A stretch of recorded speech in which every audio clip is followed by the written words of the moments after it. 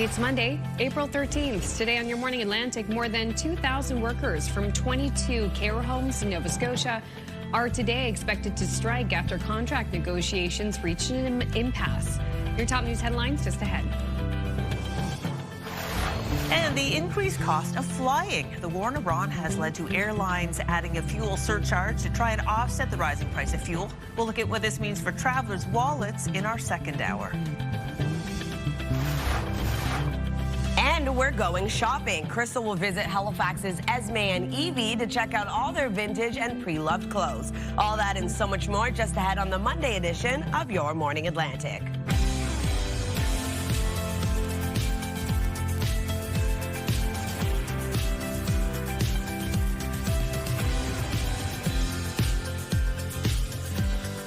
Good morning. It is 6:01 on this Monday, April 13th. So glad you can join us. We're starting to wear the springier clothes around here, and I'm here for it. It is nice. Like this much of my arm is exposed Right? for the first time. Xavier's not there yet. No, she's not ready. It's like still too cold. When is it going to be summer?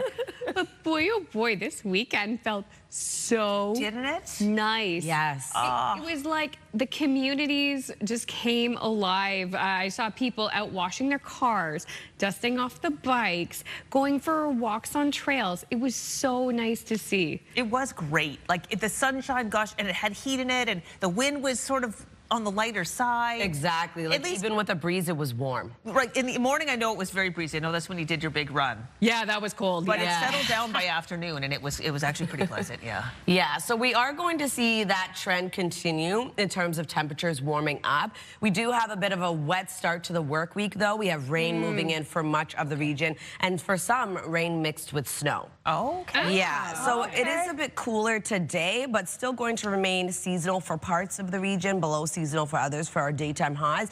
As of right now, 2 degrees heading outdoors in Halifax. It's cloudy early in the morning. We are going to see a bit of sunshine in before that rain moves in. So 4 degrees starting off your day in Fredericton with 0 in Charlottetown, -4 degrees in Sydney, -2 in St. John's, Newfoundland. Here's a look at that wind chill factoring in early this morning. As I mentioned, temperatures will rise, but it's still going to be a cooler day ahead. But temperatures are going to continue to rise later in the forecast, later in this week. So if you're wondering about when that rainfall is going to make its way over, later this morning is going to start off in New Brunswick, quickly spread across all 3 maritime provinces, later in the morning, carrying into the afternoon. And we are going to see accumulation from this system. I'll have the full breakdown coming up. In terms of the wind for today, it's going to be a bit breezy, picking up into the afternoon. As of right now, 22 kilometers per hour in Edmundston, 20 into St. John, New Brunswick, 17 in North Cape, as well as Charlottetown. And only 1 wind gust at this time, getting up to 30 kilometers per hour in Grand Manan. We'll take a look at your long-range forecast just ahead. First, a look at your local news with Amanda. Thank you, Latavia. More than 2,000 workers from 22 care homes in Nova Scotia are today expected to strike after contract negotiations reached an impasse.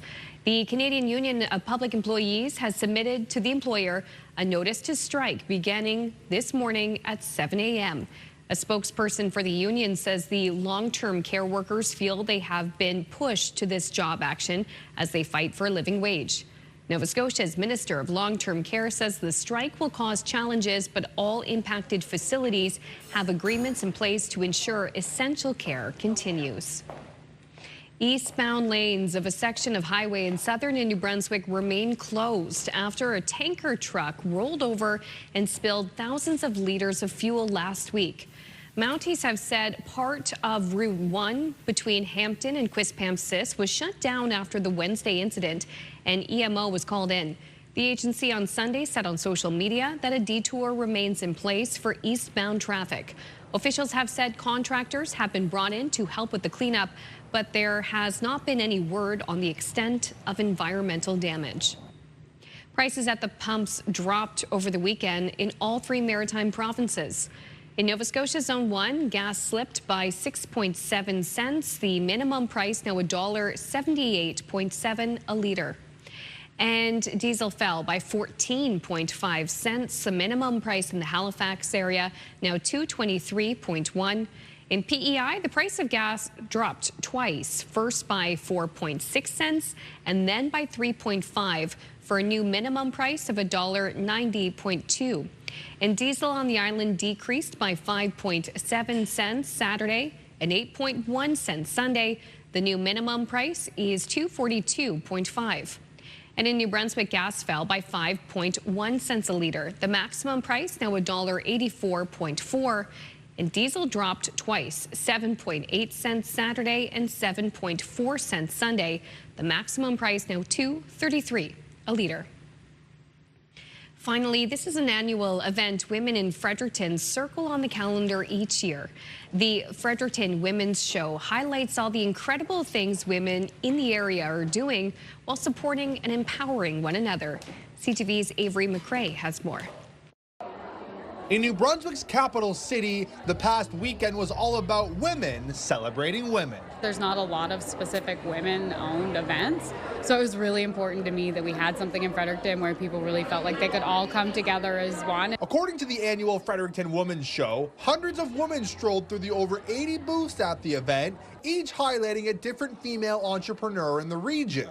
One of those booths featured Jamie Murdoch of Journey Fitness Studio. This event is more than just your average show. It's about women who are entrepreneurs, who are chasing their dreams, and they're just truly showing up for themselves in all shapes and forms. Vendors like Sarah Bernard are no stranger to these types of shows, but says there is a difference with women at the helm. The energy is different. There's women, there's smiling, everybody's getting their cup filled, and it's all about support, collaboration, connection. The weekend also featured panel discussions and keynote speakers, headlined by Nova Scotia social media influencer Alicia McCarville. Any opportunity to empower women-owned businesses, to create spaces where women feel safe. They're far and few between, and the world feels really heavy right now. So to come into a space like this, to get to walk around and see the joy and the support and friends showing up with friends, it's a pretty incredible place to be. In her keynote address, McCarville shared how being body positive can be a struggle, which she quickly learned at the event she isn't alone in. But through positivity, she is helping herself and others see their beauty. There's a woman that just came up wearing a crop top today just because of the conversation yesterday, and that will never, ever feel real. Because when women are supported, everyone is. Avery McRae, CTV News, Fredericton. I kept seeing updates on this Fredericton Women's Show on my social media on the weekend, thinking what a wonderful spot to be. Oh, yeah, it looks like a great turnout. Yeah. For sure. Some books were mentioned in that, and there is a unique library in Quebec with a unique solution to a unique problem. Check it out. The library in Stanstead, Quebec sits on the Canada-U.S. border. It's been there for decades, and Canadians were allowed to roam around the building. But last year, the U.S. declared limiting access, so Canadians now have to drive down the street and go through a border crossing to get to the front door of the library. To solve the problem, the library has built a new Canadian door. The official ribbon cutting is set for June. So they won't have to drive to the, go through the border anymore. They'll have a special little door for Canadians. Wow. I know. Wild. Canadian exit. Unique indeed. It is indeed a sign of the times for sure. Wow. That's interesting. All right, good luck to them in that door. Okay, still ahead, we have your national and international news headlines this Monday. Latavia has the latest details on the forecast, including how much wet weather we're going to get and when we're going to get it, and who's going to get those flurries. Oh, boy. My bet is probably northern New Brunswick. We'll see. But now to the south, here's a live look at Macadam, New Brunswick this morning. It is 6:09, the forecast right after this.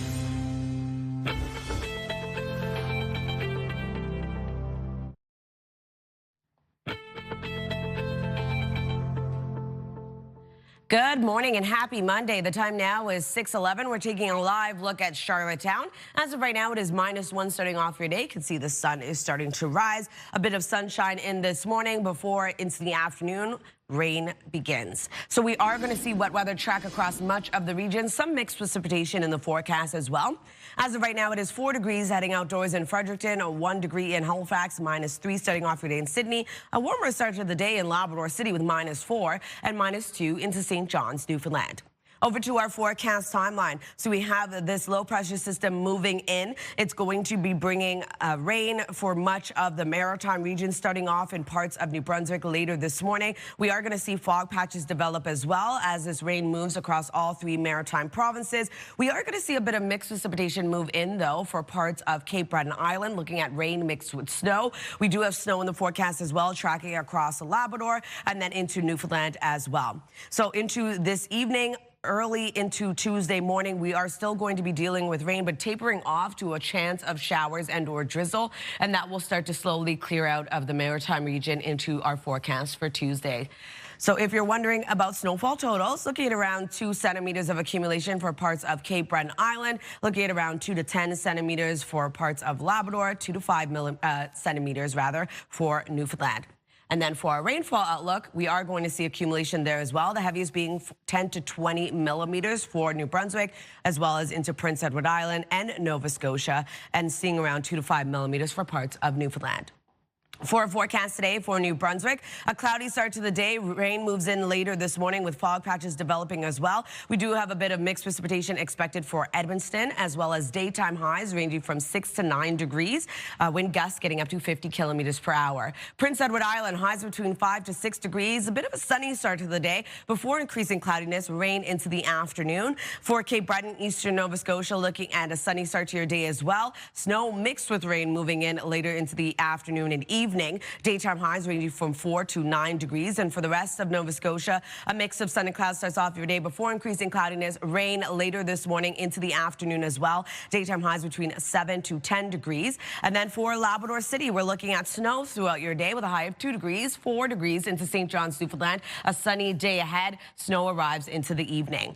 Tuesday's forecast, the warmest day. We are going to see temperatures really begin to rise as that shower activity clears out. We will be seeing some sunshine return for all 3 maritime provinces. Labrador seeing sunshine, but also still holding on to a bit of flurry activity. And then into Tuesday night, we have another system making its way over, bringing showers back around for our forecast on Wednesday. Temperatures cooling back down, still remaining above seasonal, though, for your daytime highs. So that's a look at your weather forecast. Going to throw things over to Amanda.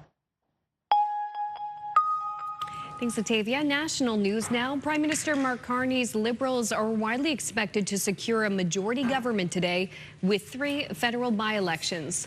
But the pressure is especially high in one Quebec riding. CTV's Rachel Aiello has more.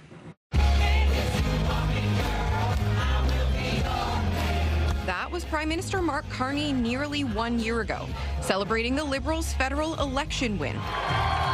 Clinching 169 seats, a major comeback for an embattled party, but still 3 seats shy of a majority. I am looking forward to working together to deliver for Canadians. Right Honourable Prime Minister. After months of having to work across party lines and a pair of high-profile Liberal departures, the math started to get easier for Carney's minority government.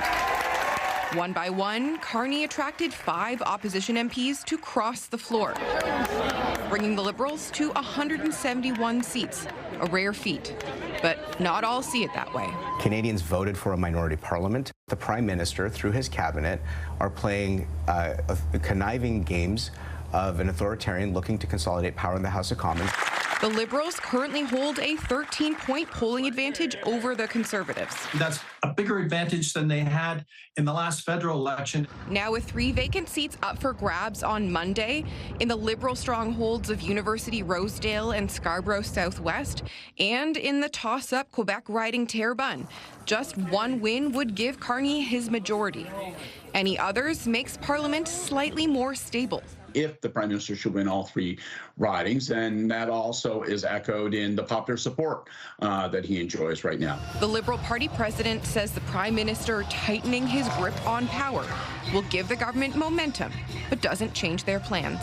Canada finds itself in a moment, in a global moment, and Canadians want to feel that their government is unified and working hard. Carney says he doesn't plan to prorogue if he clinches a majority, saying his MPs will be focused on using any new parliamentary leverage to pass more legislation. CTV's Rachel Aiello reporting in Ottawa. And Quebec has a new premier designate. Members of the Coalition Avenir Quebec, or CAQ, picked former Economy Minister Christine Frechette as the new leader.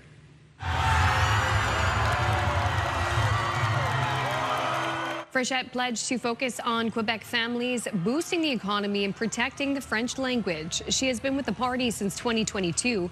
Analysts say she has a tough job ahead of her trying to rebuild support for the party ahead of this October's provincial election, as the Parti Québécois and Quebec Liberals are gaining momentum. There are reports that ships have stopped moving through the Strait of Hormuz this morning after U.S. President Donald Trump announced on social media that the United States would block the waterway. The U.S. and Iran failed to reach a peace deal this weekend, with talks stalled over several key issues, including Iran refusing to abandon its nuclear program. ABC's Lionel Moyes has more. Oil prices on the rise as the U.S. Navy prepares to impose a blockade in the critical Strait of Hormuz after peace talks failed to reach a deal. I don't care if they come back or not. If they don't come back, I'm fine. And remember, their promise was that they were going to open the Hormuz Strait. They didn't do it. They lied. Vice President Vance, emerging from 21 hours of talks, said Iran would not commit to giving up its nuclear program. Iran's foreign minister claims Iran engaged in good faith, but encountered maximalism, shifting goalposts, and blockade. President Trump says the U.S. blockade in the strait will begin this morning, posting any Iranian who fires at us or at peaceful vessels will be blown to hell. We're putting on a complete blockade. We're not going to let Iran make money on selling oil. The Iranians cannot afford to lose 2 million barrels a day of oil revenue. So the U.S. is going to give the Iranians a couple days to think about it. Do you really want to call the U.S.'s bluff and attack U.S. forces and restart this war? Iran warning any military vessel approaching the strait will violate the current 2-week ceasefire and will be met with severe force. Iran says this video shows a standoff Saturday with a U.S. destroyer. This is Coalition Warship 121, engaged in transit passage. No challenges attended to you. The blockade could also put more pressure on the U.S. economy. The gas index rising by 21%, the highest monthly increase on record. So do you believe the price of oil and gas will be lower before the midterm elections? I hope so. I mean, I think so. It could be. It could be or the same or maybe a little bit higher, but it should be around the same. President Trump is also now threatening new tariffs on China after reports that China may have sent weapons to Iran. Lionel Moyes, ABC News, New York. In Augusta, Northern Ireland's Rory McIlroy has made history, winning his second consecutive Masters title. The win making him just the 4th player in the game to defend the title. Rory is a rare repeat winner at Augusta. McIlroy's win marks the end of a thrilling golf tournament and secures him his 6th major championship. He won with 1 shot over Scottie Scheffler. The last person to win back-to-back Masters titles was Tiger Woods in 2002. On the hard court, the Toronto Raptors are heading to the playoffs. The Raptors are going to head to the playoffs for the first time since 2022. Canada's only NBA team has qualified for the postseason with a 35-point win over the Brooklyn Nets. This marks the Raptors' first playoff performance in 4 seasons. Their first-round opponent will be the Cleveland Cavaliers. Quick break here. When we return, we will have your must-see moment from our colleagues at TSN. Your Morning Atlantic will be right back after this.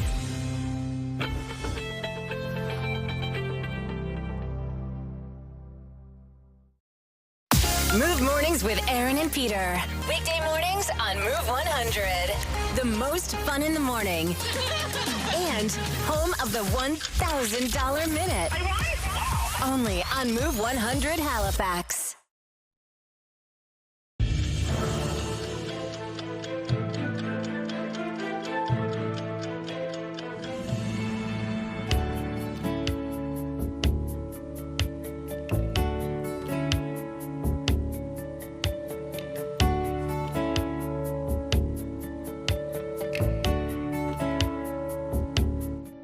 Big day for Canada. All right, it's time to check in with our friends at TSN Sports Centre for today's must-see moment.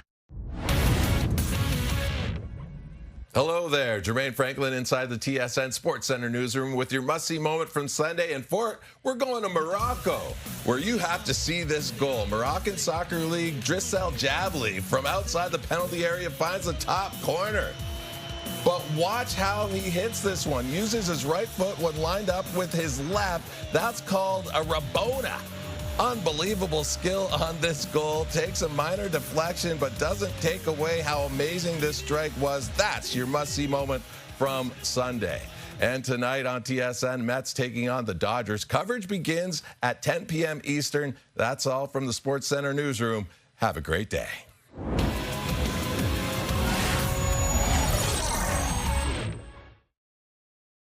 This TSN must-see moment brought to you by J.R. Rahe's Furniture and Appliances. Taking a look at our 3-day forecast, starting off in New Brunswick, a cloudy start to the day with rain moving in later this morning with a high of 9. Warming up on Tuesday, 13 degrees is your daytime high. We do have drizzle and or showers starting off the day. We'll clear into the afternoon, leaving some sunshine. 10 degrees on Wednesday with showers moving back in.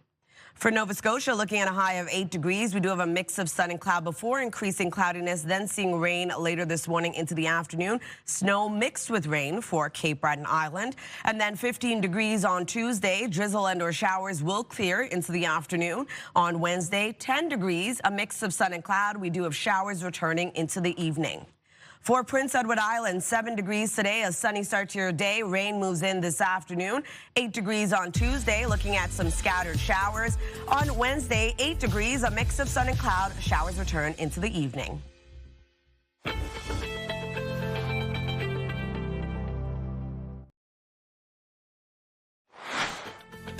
Ooh, coming up this half hour, the Move Morning Chat. Today is National Scrabble Day, and we're talking about one of our favorite board games. That's in about 15 minutes on Your Morning Atlantic.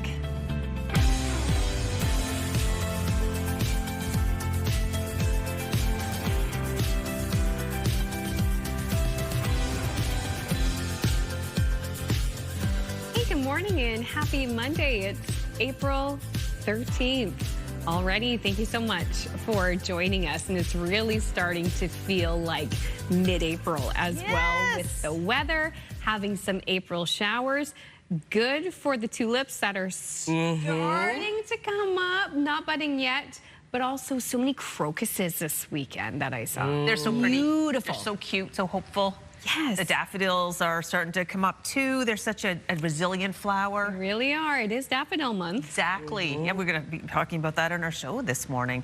And it is, yesterday was glorious, especially in the afternoon. It was actually, I were in shorts and I was hot at when I got out of the wind. Yeah. Oh, yeah.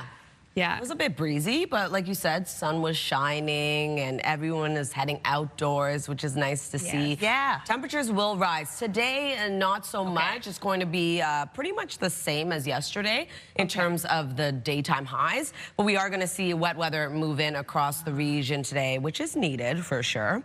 So here's a look at Antigonish. Early this morning, it is 2 degrees starting off your day. You can see that the sun is already beginning to shine. You won't be seeing that wet weather track in your part of the province until later this afternoon. But we are going to see some wet weather start a little bit later this morning. 4 degrees starting off your day in Fredericton, -1 in Charlottetown with -3 in Sydney, 1 degree in Halifax, -4 in Labrador City, and -2 starting off your day in St. John's, Newfoundland. Here's a look at that wind chill factoring in early this morning, helping to keep things a bit cooler starting off your day. Newfoundland, Labrador also seeing that wind chill factor in, but temperatures will rise a little bit later on. Here's a look at our current satellite and radar. A bit of sunshine starting off your day for parts of Atlantic Canada. We will be seeing snow track across Labrador. Rain move in for much of the maritime region. Snow mixed with rain looking into Cape Breton later this afternoon and evening. In terms of the wind for the maritime region, it will continue to pick up into the afternoon. As of right now, 24 kilometers per hour in St. John, New Brunswick, 22 in Edmonton and Woodstock. Wind gusts getting up to 37 kilometers per hour in Woodstock, 30 into Fredericton and Sydney, 28 into Grand Manan. We'll take another look at your forecast just ahead. First, a look at your local news with Amanda. More than 2,000 workers from over 20 care homes in Nova Scotia are today expected to strike after contract negotiations reached an impasse. The Canadian Union of Public Employees has submitted to the employer a notice to begin striking this morning at 7 a.m. A spokesperson for the union says the long-term care workers feel they've been pushed to this job action as they fight for a living wage. Nova Scotia's Minister of Long-Term Care says the strike will cause challenges, but all impacted facilities have agreements in place to ensure essential care continues. Eastbound lanes of a section of highway in southern New Brunswick remain closed after a tanker truck rolled over and spilled thousands of liters of fuel last week. Mounties have said part of Route 1 between Hampton and Quispamsis was shut down after the Wednesday accident, and EMO was called in. The agency on Sunday said on social media that a detour remains in place for eastbound traffic. Officials have said contractors have been brought in to help with the cleanup, but there has not been any word on the extent of environmental damage.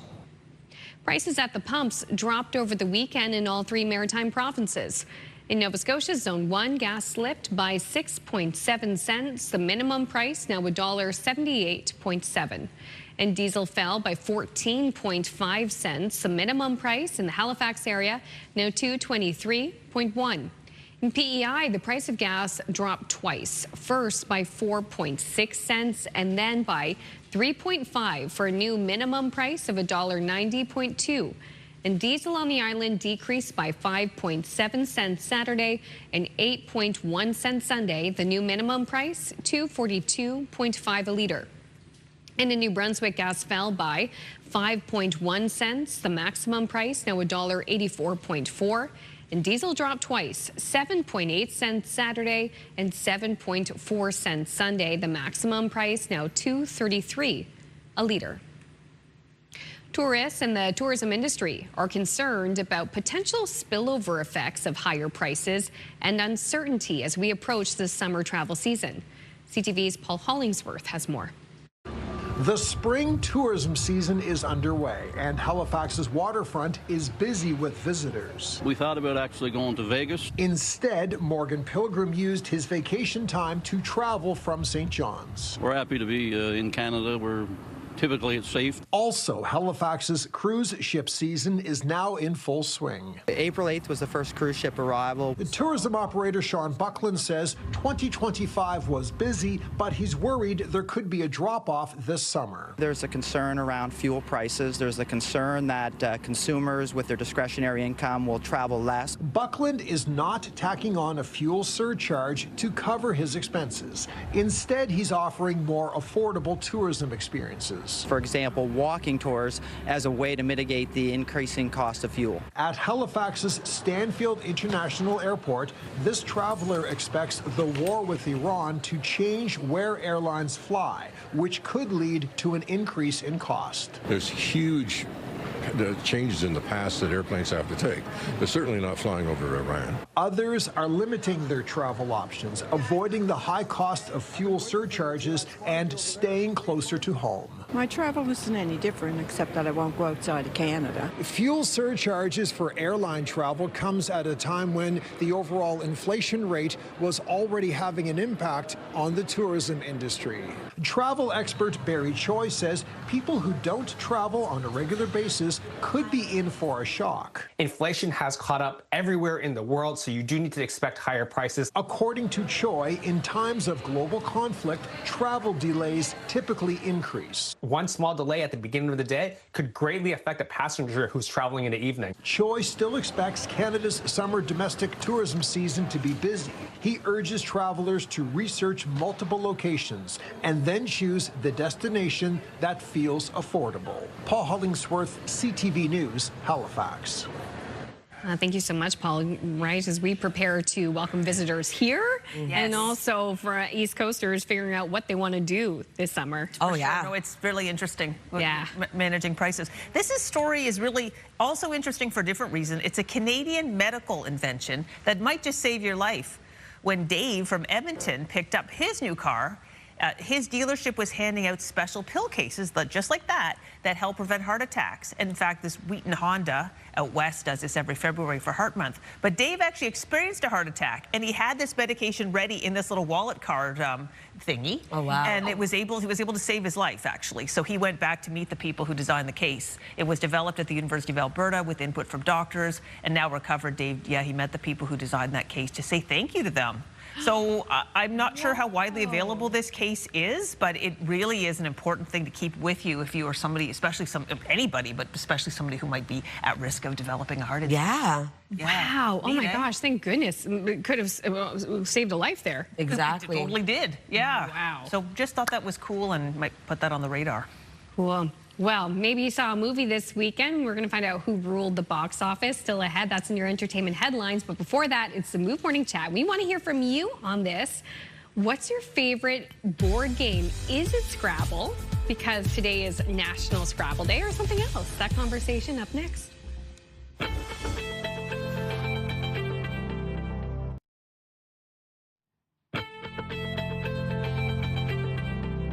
Good morning, Atlantic Canada, and welcome back. The time now is 6:41, taking a live look at a beautiful sunny start to the day over in St. John's. As of right now, -2 degrees. We will be seeing sunshine in your area throughout the day today.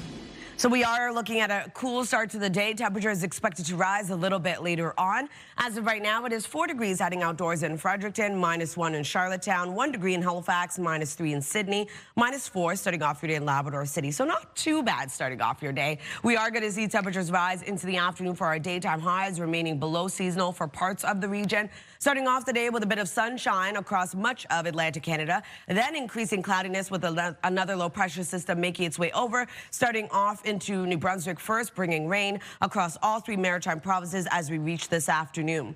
Snow will be making its way over for much of Labrador before making its way over to Newfoundland into the evening. We do have rain mixed with snow for parts of Cape Breton Island before transitioning over to just rain.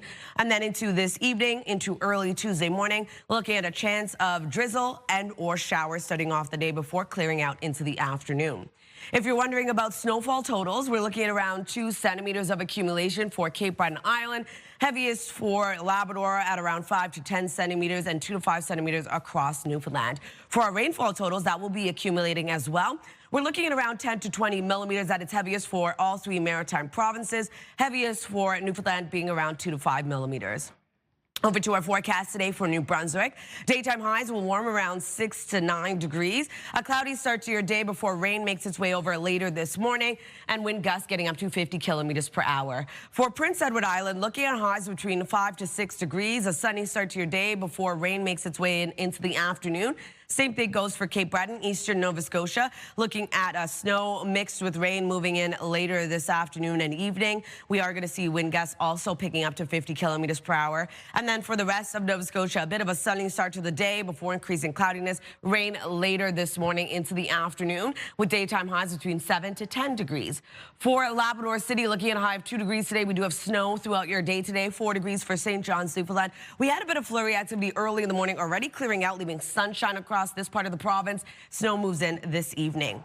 Tuesday's forecast, we see showers and or drizzle clear out, leaving some sunny breaks for all 3 maritime provinces. A cloudier day ahead for Newfoundland. For Labrador, seeing sunshine, but also a bit of flurry activity. A much warmer day ahead. And then into our forecast for Tuesday night, we see showers return. That carries into Wednesday's forecast. Still an above seasonal daytime high headed our way for much of the region, but seeing a little bit of flurry activity move in as well for Newfoundland. That's a look at weather forecast. Going to throw things over to the Move Morning Chat.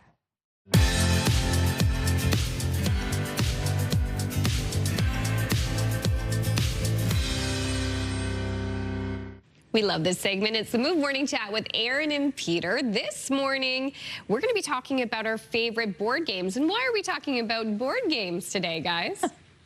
Well, it's National Scrabble Day. I don't know about you guys. I love Scrabble. I mean, I probably play it 3-4 times a month. I never get sick of it. Wow. But then it got us chatting about our favorite board games. And you two, you might remember, do you remember the game of life? The board game Life? Yes. I loved that board game. I still do. I mean, you navigate a car from the start of your life until retirement, and you're making choices about your career, and you want to end with lots of wealth. And you may remember the game of life also used to come in cereal boxes back in like the 90s and 2000s. Oh, wow. And you'd get that free game that you could play on your computer, and it was the game of life, but like digital. I have it on PlayStation. We play it all the time still. Yeah. Yeah, it's so awesome. Anyway, Game of Life, love that board game, my favorite. And if I find it anywhere like thrifting these days, I'm like, I got to have that. Yeah. And I would throw in, I mean, this one is simple, but it takes memory. And I love playing it with my kids. It was Battleship. And I would love to play that. We have the Star Wars edition of Battleship, where, of course I do. Yes, yes. Where, are taking on Death Stars and all sorts of things. But that's not even my favorite, and I don't even know if this qualifies as a board game, but I hope it does. Tabletop hockey games, all kinds of tabletop hockey games. So many hours spent on that, and I still love it, absolutely love it, to play a tabletop hockey game. They've gotten so great, and anyway, I would love to play that game again with my brothers, just like we did when we were kids. That's amazing. For my family, it's very predictable. If they see me touch the old Jeep PlayStation controller, they know I want to play Life. But it's usually Monopoly. I will trap my entire family in a long game of Monopoly. And I love it because it doesn't have to end unless you lose money, but you can borrow from the bank if you need to. I can keep going for hours, and my family, they'll be like, it's enough, Latavia. We're done for today. They're like, just because the game can't end doesn't mean it should. Exactly. It should end now. For me, it's Sequins. It's a really simple game where you have a deck of cards and you have a board, and essentially when you drop a card, you put like a little checker down to try to make a row of 5. So it could be a diagonal, horizontal, vertical. You can play 2-player. You can also play as a team. And my husband and I like to play it. It's just like a great quiet game, but also you get to think a lot about strategy, and it's really fun when you play with partners. And it's become kind of like a tradition for Christmas with my parents, where I get to play with my mom and dad. And I won't say who typically wins, but I've had to accept a few losses over the years. So we're throwing the question to our viewers this morning. We're asking, what is your favorite board game? Is it Scrabble? Because it is National Scrabble Day. We're going to have your answers a little later. The #1 morning show in Halifax. Turk, Megan, and Amateur Alex. And home to the biggest artists. Halifax's #1 hit music station. 101.3 Virgin Radio.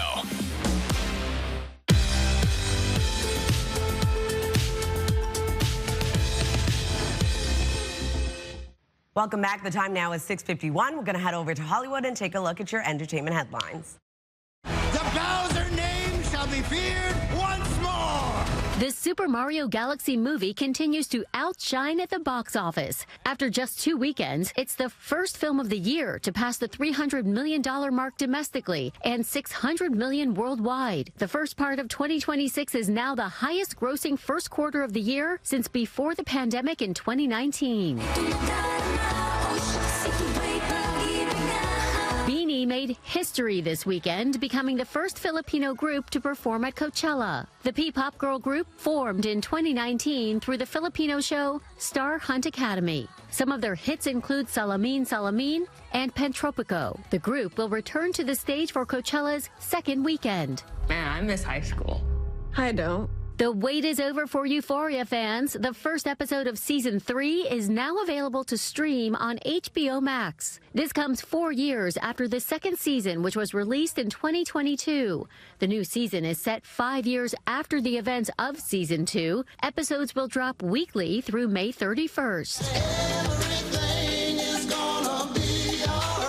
And happy birthday to Al Green. The legendary soul singer and songwriter turns 80 today. That's what's happening in Hollywood. Allison Kosick, ABC News, New York. Newly uncovered fossils in Newfoundland and Labrador are redefining our understanding of the ancient world. CTV's Garrett Berry has more on why it's piquing the interest of researchers. Before the age of the animals, before anything really roamed the earth, proto-animals like this rangeomorph thrived on the ocean floor. It would look a lot like a leaf, but it would have been waving up in the air. New research in Newfoundland suggests that these creatures, found in Conception Bay, lived millions of years later than we thought. The exciting thing is that it's much, much younger than we've ever we've ever expected these forms to be. Long enough that they were alive and affected by something called the Cotton crisis, what we can now consider a mass extinction event, bigger than the extinction that wiped out the dinosaurs. Completely changed the shape of the ecology of the world. 80% of things missing from the world. Everybody knew there was an extinction event there, but what we have now is an extra 20% or so of diversity. Using what's called isotope dilution therapy ionization mass spectrometry, researchers learned just how old these specks of zircon are. They were found inside the volcanic ash that covered these proto-animals. Luckily for us and unluckily for them, they're just, hanging around, minding their own business, and then a volcano erupts somewhere and deposits a pile of ash, volcanic ash, so an igneous rock, right on top of them, and it actually preserves them. With evidence that this crisis was a true mass extinction event and that it happened here in Newfoundland and Labrador, this province has become a much more attractive place for this type of research. There's plenty of questions left to ask, like why did the Cotton crisis happen and what can it tell us about the history of life on Earth? But now we can, or colleagues can probably go to those sections, measure things like the different types of elements that are in the rocks and try to answer those questions. It's one more line in the story of the deep, distant past, preserved just under our feet. Garrett Berry, CTV News, St. John's. Thank you, Garrett. Happening now in local news, more than 2,000 workers from 22 care homes in Nova Scotia are expected to strike in 5 minutes' time at 7 a.m. after contract negotiations reached an impasse. Plus, prices at the pumps dropped over the weekend in all 3 maritime provinces. We'll tell you how much you'll pay for gas and diesel just ahead. Also, tariff threats and trade disruption have pushed Canadian companies to shift away from doing business with the U.S. We'll look at the impact on PEI and the reach to new markets in Asia. Plus, what's old is new again. The Dartmouth Heritage Museum hosted a special antiques appraisal event over the weekend. We'll take a look at those goods just ahead in your local news headlines. But before that, it's a look at the 3-day forecast with Latavia. Thanks, Amanda. We're going to start off in New Brunswick first. A high of 9 degrees today, so remaining seasonal for your daytime high. A cloudy start to the day. We will start to see rain move in across the province later this morning. Also, fog patches expected to develop. On Tuesday, we're looking at a high of 13 degrees. We do have a chance of drizzle and or showers that will clear out into the afternoon, leaving some sunshine. A high of 10 degrees on Wednesday. We're looking at showers moving back in across the province. For Nova Scotia, a high of 8 degrees today, so below seasonal for your daytime high. Starting off the day with sunshine and then increasing cloudiness into the later this morning and afternoon. We will see rain mixed with snow for Cape Breton Island. And then on Tuesday, above seasonal daytime high of 15 degrees, drizzle and or showers will clear into the afternoon. On Wednesday, sunshine returns with a high of 10, evening showers. For Prince Edward Island, 7 degrees today, a sunny start to your day, increasing cloudiness with rain into the afternoon. Scattered showers on Tuesday with a high of 8 degrees. On Wednesday, seeing sunshine return, a mix of sun and cloud with evening showers, daytime high of 8.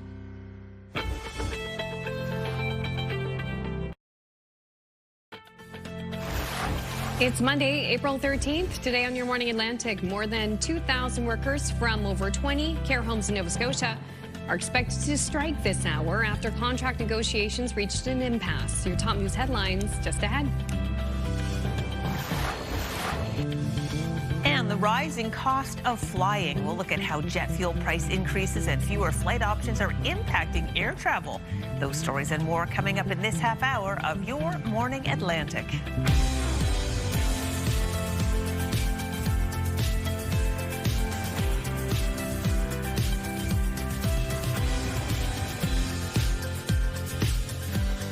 Good morning, Atlantic Canada. Thank you so much for joining us. Time now is 7 o'clock on your Monday morning. Ooh, fuel surcharges. Yeah. I'm like, I barely can afford travel as is. Now I'm like, man, well, I was not leaving anytime soon. Well, I'd love to have a trip to look forward to. Actually, I do. I'm going to visit some family in May, but that was booked a long time ago. They're saying, well, yes, airline costs are up, so people are thinking about road tripping. then gas prices are up. Yeah. So you're going to be got one way or the other. So I don't know. I'm really excited to have this conversation though with Lauren. Absolutely, yeah. What are you going to say? Oh, I was going to say gas prices went down on the weekend. Nova Scotia, prices for Nova Scotia. Prices for gas and diesel for all 3 maritime provinces went down over the weekend, which is nice to see, but still high. Oh, yeah. gosh, yes. I had to fill up, like I was telling you ladies on Friday. Yeah. I was not happy about it. In Nova Scotia, just as example, do you know, I'll put you on the spot, do you know how much it went down? Nope. Okay. Not off the top of the old noggin. Just a couple cents, though. Like in the last 3 weeks or so, it's gone up about, on average, like 50 cents. And I think it went down like maybe 3 or 4 cents. So it's not quite the same. After the I weather, gotta start walking to work. yeah.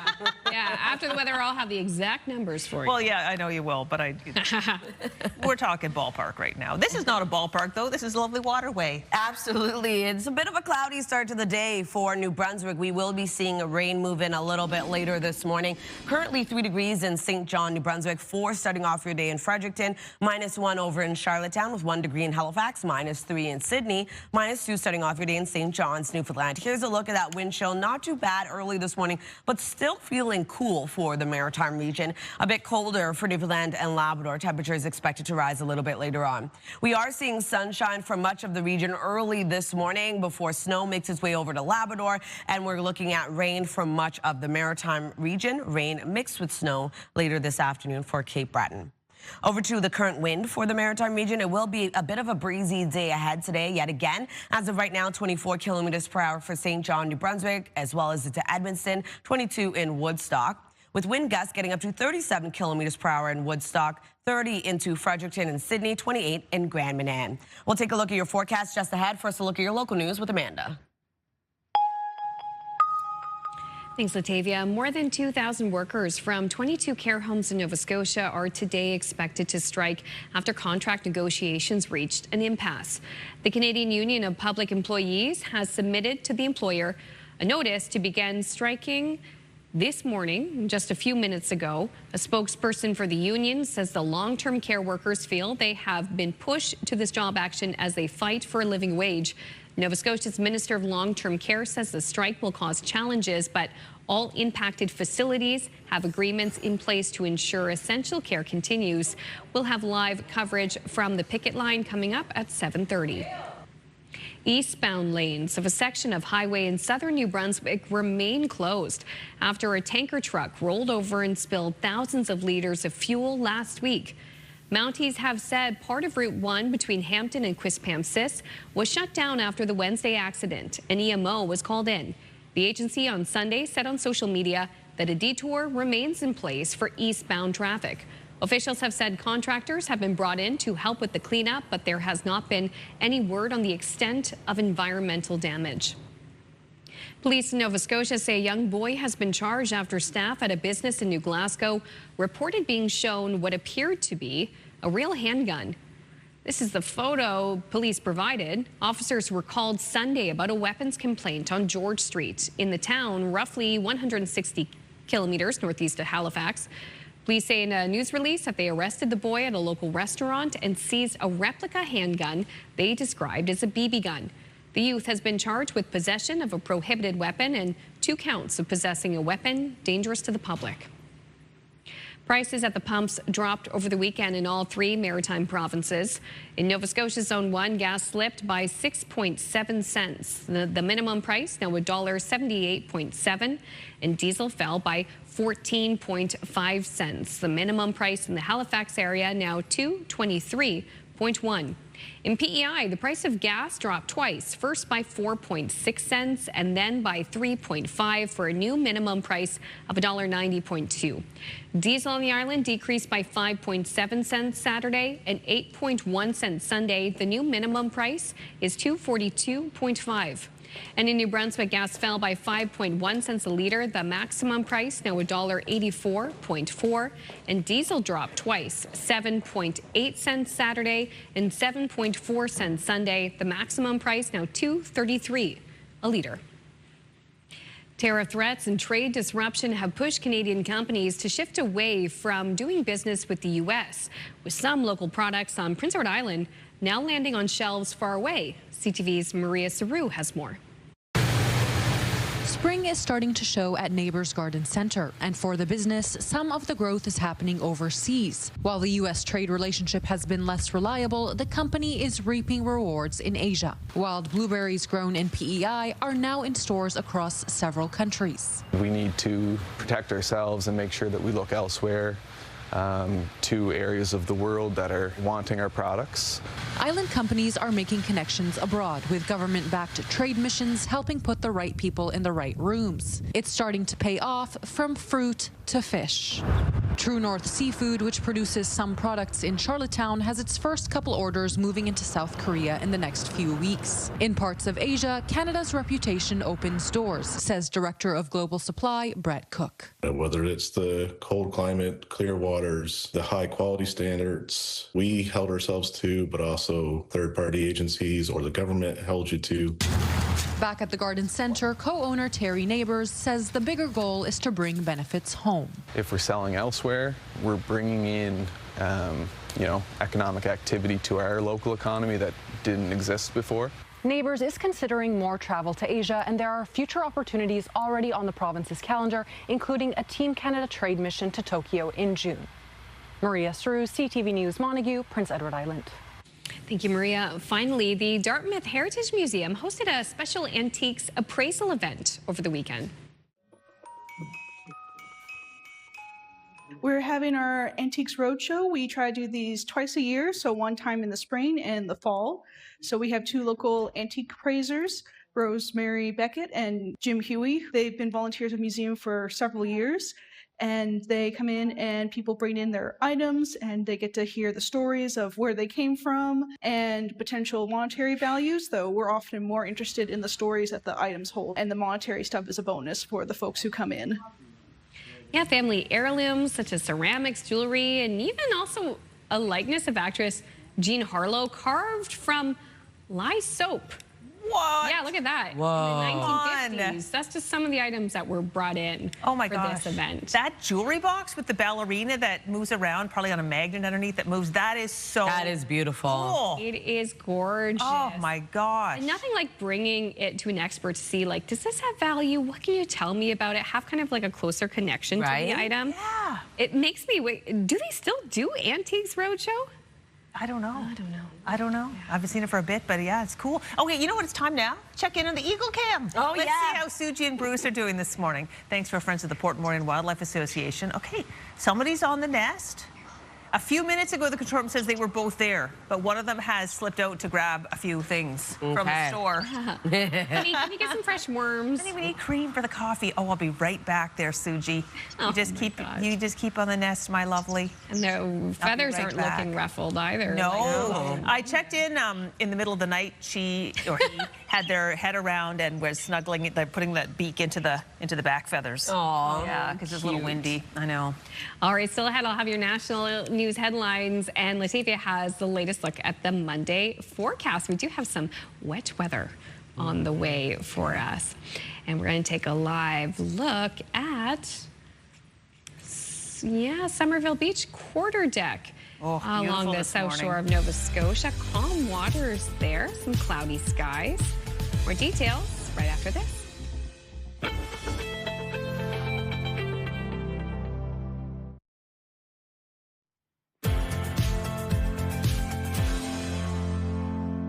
Good morning, Atlantic Canada. The time now is 7:13. We're taking a live look at Brookvale. Beautiful sunshine starting off your day. We will be seeing rain move in late this afternoon. Currently 1 degree in your area. So it is a bit cooler starting off the work week. Temperatures are expected to rise, remaining below seasonal for much of our daytime highs today. But as of right now, already 5 degrees heading outdoors in Fredericton, -1 in Charlottetown with -2 degrees in Sydney, 1 degree starting off your day in Halifax with -3 in Labrador City, and -2 degrees in St. John's, Newfoundland. Here's a look at our forecast timeline. We are seeing quite a bit of sunshine starting off the day for parts of Atlantic Canada. Snow starts to move in on Labrador this morning, as well as another low pressure system making its way over. Later this morning, we will be seeing rain move in for all three maritime provinces. Fog patches expected to develop into the afternoon. Rain mixed with snow starts off first in Cape Breton Island before transitioning over to a chance of showers and or drizzle for much of the maritime region. That continues in the forecast for Tuesday. A warmer day ahead, and we will start the day off with a bit of shower activity that will clear out, leaving a bit of sunshine. If you're wondering about snowfall totals, looking at around 2 centimeters for parts of Cape Breton Island, and looking at around 2 to 10 centimeters of accumulation for Labrador, only around 0 to 2 centimeters for parts of Newfoundland. For our rainfall outlook, accumulation will pick up there as well, around 10 to 20 millimeters expected for parts of all three maritime provinces. Only 2 to 5 millimeters expected for parts of Newfoundland. For our forecast today for New Brunswick, a cloudy start to the day. Rain moves in later this morning. Daytime highs will range from 6 to 9 degrees and wind gusts picking up to 50 kilometers per hour. Prince Edward Island, highs between 6 to 7 degrees today. Lots of sunshine early in the morning before increasing cloudiness, rain into the afternoon. And then for Cape Breton, eastern Nova Scotia, also seeing a sunny start to your day before increasing cloudiness late into the afternoon and evening. Snow mixed with rain will move in. Highs will range from 5 to 9 degrees. And then the rest of Nova Scotia, daytime highs between 6 to 10. We are going to see a mix of sun and cloud and then increasing cloudiness later this morning. Rain begins to move in. Labrador City, a high of 2 degrees today. We do have snow tracking across this part of the province, and 4 degrees for St. John's, Newfoundland. We had flurry activity early in the morning, already clearing out, leaving sunshine, but snow arrives into the evening. Tuesday's forecast, another warm day, even warmer than today, I should say, above seasonal daytime high. Sunny breaks for parts of Atlantic Canada. We do have a bit of flurry activity for parts of Labrador. And then into Tuesday night, we have showers returning for all three maritime provinces. That takes us into Wednesday's forecast. We start to see that shower activity clear out. And then into Wednesday evening, a cloudy night ahead, still holding on to a bit of shower activity for Cape Breton Island and mixed precipitation for Newfoundland. That's a look at your weather forecast. Going to throw things over to Amanda. Thanks, Latavia. Quebec has a new premier designate. Members of the Coalition Avenir Quebec, or CAQ, picked former Economy Minister Christine Frechette as the new leader.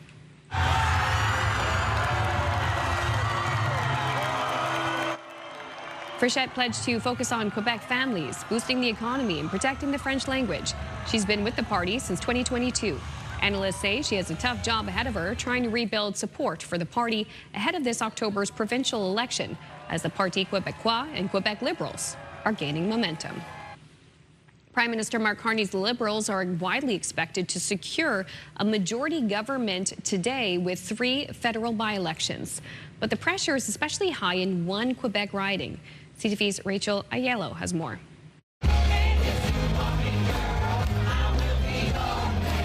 That was Prime Minister Mark Carney nearly 1 year ago, celebrating the Liberals' federal election win. Clinching 169 seats, a major comeback for an embattled party, but still 3 seats shy of a majority. I am looking forward to working together to deliver for Canadians. Right Honourable Prime Minister. After months of having to work across party lines and a pair of high-profile Liberal departures, the math started to get easier for Carney's minority government. One by one, Carney attracted 5 opposition MPs to cross the floor, bringing the Liberals to 171 seats, a rare feat. But not all see it that way. Canadians voted for a minority parliament. The Prime Minister, through his cabinet, are playing conniving games of an authoritarian looking to consolidate power in the House of Commons. The Liberals currently hold a 13-point polling advantage over the Conservatives. That's a bigger advantage than they had in the last federal election. Now with 3 vacant seats up for grabs on Monday in the Liberal strongholds of University Rosedale and Scarborough Southwest, and in the toss-up Quebec riding Terrebonne, just 1 win would give Carney his majority. Any others makes Parliament slightly more stable. If the Prime Minister should win all 3 ridings, and that also is echoed in the popular support that he enjoys right now. The Liberal Party president says the Prime Minister tightening his grip on power will give the government momentum, but doesn't change their plans. Canada finds itself in a moment, in a global moment, and Canadians want to feel that their government is unified and working hard. Carney says he doesn't plan to prorogue if he clinches a majority, saying his MPs will be focused on using any new parliamentary leverage to pass more legislation. And Northern Ireland's Rory McIlroy has made history, winning his second consecutive Masters title. The win making him just the fourth player in the game to defend the title. Rory is a rare repeat winner at Augusta. McIlroy's win marks the end of a thrilling golf tournament and secures him his 6th major championship. He won with one shot over Scottie Scheffler. The last person to win back-to-back Masters titles was Tiger Woods in 2002. Coming up next after the break, we'll be talking about the extra fuel surcharge air travelers are now facing. That conversation on the other half of this break. Please stay with us.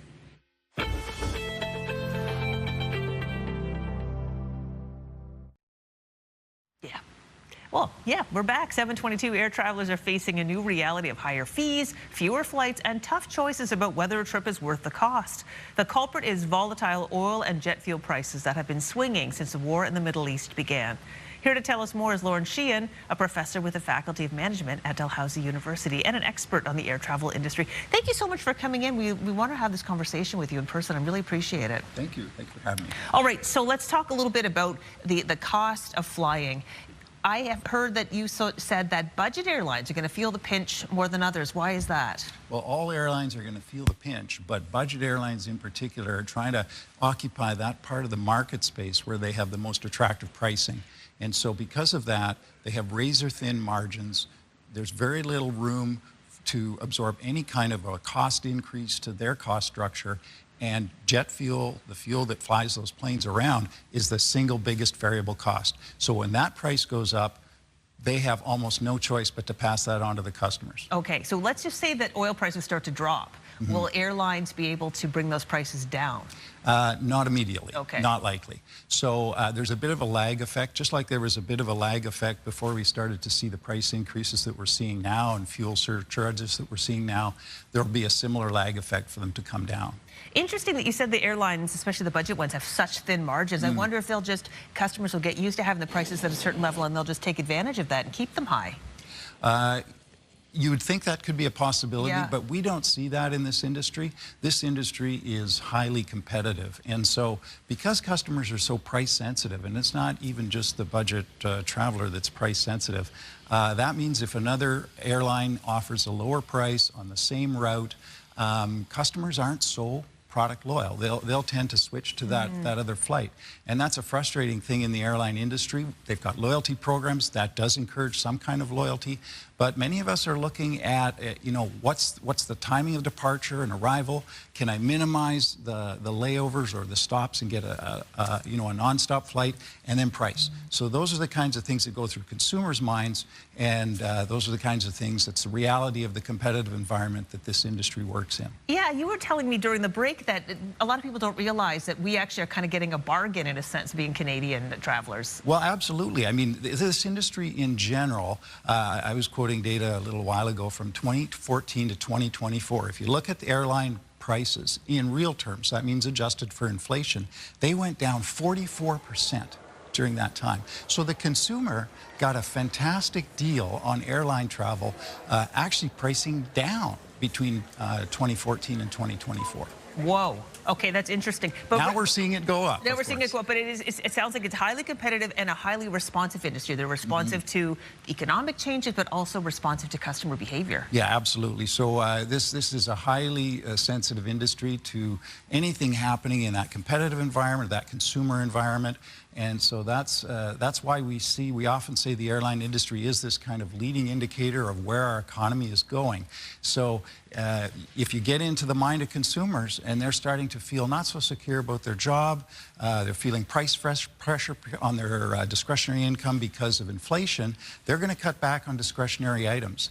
And so leisure travel is a discretionary item. That trip, you don't have to take that trip across the country to Europe or to South America. Interesting. So in a nutshell, we're pretty much out of time, Lauren, but would you say that if the airline industry right now is an indicator of where the economy is going, are you looking at it with rose-colored glasses, or are you seeing that glass half full? Yeah, I'm normally an optimistic person, but I'm seeing the glass kind of half full at this point, and it's just because of all the uncertainty around what has caused and will continue to cause challenges for this industry in terms of the price of and accessibility of jet fuel. Well, thank you so much for your perspective this morning. My pleasure. Thank you for having me. That was Lauren Sheehan with Dalhousie University. It is now 7:27. We'll take a break and be back with more of our show right after this.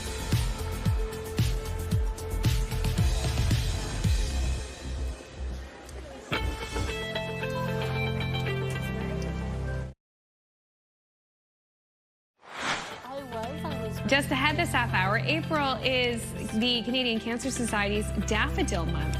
We will introduce you to a woman who's been on both sides of the campaign. That conversation coming up this half hour on Your Morning Atlantic.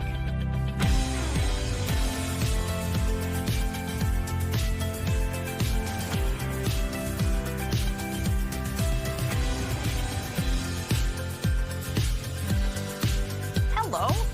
Happy Monday. It's 7:31. You're halfway through our show. Hopefully you're getting your day started off on a good note. It's 7:31. If you've got to be somewhere by 7:30, hurry! Yeah, get out the door. Exactly. I've been where you are many times, rushing around in the morning, that's for sure. I used to be perpetually late for everything when I was younger, but I seem to be getting better getting on time. What about you? Depends. Depends. Yeah. But if we're getting out the door this morning, what are we going to be wearing? That's a good point. Yeah. Your raincoat. Yeah. Bring the raincoat. Yeah. Layers are key, though, because it is a bit chilly this morning. We are going to see temperatures rise, but that rain moving in later this morning across all three maritime provinces. Snow mixed with rain into the late afternoon for parts of the region. Here's a live look at Burntcoat Head. A cloudy start to your day. We will start to see that rain moving in a little bit later, starting off in New Brunswick first. Current temperatures, 5 degrees heading outdoors in Fredericton, -1 in Charlottetown, with -2 degrees early this morning in Sydney, 1 degree in Halifax, -5 in Cartwright, and -7 into St. Anthony. Here's a look at that wind chill factoring in early this morning. Not too bad for the maritime region. A bit colder starting off your day in both Newfoundland and Labrador. And we are going to see lots of sunshine for parts of the region early this morning before increasing cloudiness and that low pressure system bringing rain to the Maritimes and snow across Labrador. In terms of the current wind for the maritime region, it will be a bit breezy today. As of right now, 24 kilometers per hour in St. John as well as Edmundston, 20 into Grand Manan, 24 into Yarmouth. Wind gusts getting up to 41 kilometers per hour in Grand Manan, 35 kilometers per hour in Yarmouth, 30 in Fredericton, 28 in Woodstock. We'll take a look at your long-range forecast just ahead. First, a look at your local news with Amanda. Thank you so much, Latavia. More than 2,000 workers from over 20 care homes in Nova Scotia are now on strike after contract negotiations reached an impasse. The Canadian Union of Public Employees submitted a strike notice to their employer that this strike would begin at 7 a.m. And a spokesperson for the union says the long-term care workers feel they have been pushed to this job action as they fight for a living wage. Nova Scotia's Minister of Long-Term Care says the strike will cause challenges, but all impacted facilities have agreements in place to ensure essential care continues. Joining us live now from Windsor Street is Krista Sweeney, Provincial Bargaining Chair. Good morning, Christina. Can you hear us all right? I can. Thank you for having me. We're seeing the strike just beginning there behind you, a lot of commotion. Can we ask you, why did talks break down with the province? Well, talks never really got started in a lot of ways. We were presented with the same wage package 5 times. The province wasn't willing to move at all. The wage package they're offering is old. It was offered to acute care in 2023, and they're trying to call it fair and competitive now. But it doesn't take into effect any of the living wage that has gone up significantly in this province since then. So how much are your members looking for?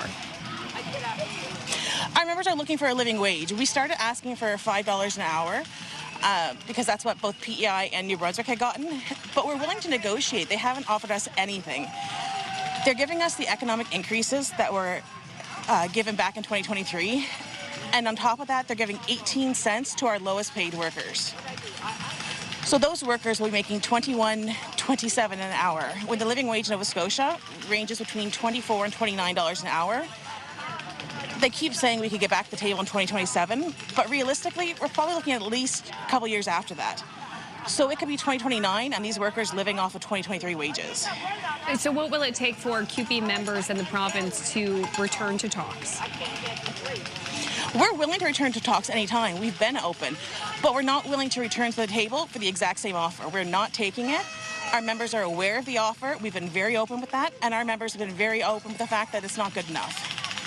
We know that there is a plan for emergency care for seniors, for clients.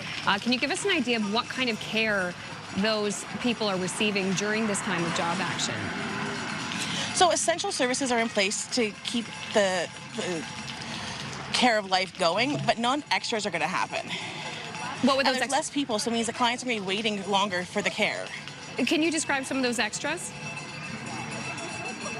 Recreation, just the talking, the one-on-one stuff. It's going to be getting the essentials done and moving on to the next person because there's not enough staff. What is your message? So people will be taken care of, but... Oh, sorry, continue. We have a delay there. I was going to say, people will be taken care of, but they're not going to have the things that make it the field that we're in. Our workers are here because they care about their clients. And what message do you have for families who may be concerned about the care of their loved ones during this job action? The care of the loved ones is our utmost concern. Our workers are in this field because they love it and they love their residents. They're not here to get rich because there's no money in this field. But they need to make a living wage. They need to be able to pay their families. To feed their families. Krista, I may have accidentally called you Christina earlier. I apologize for that. Okay. Krista Sweeney, Provincial Bargaining Chair, thank you so much for your time this morning. Thank you. To other news of the morning in New Brunswick, eastbound lanes of a section of highway in southern New Brunswick remain closed after a tanker truck rolled over and spilled thousands of liters of fuel last week. Mounties have said part of Route 1 between Hampton and Quispamsis was shut down after the Wednesday accident, and EMO was called in. The agency on Sunday said on social media that a detour remains in place for eastbound traffic. Officials have said contractors have been brought in to help with the cleanup, but there's not been any word on the extent of environmental damage.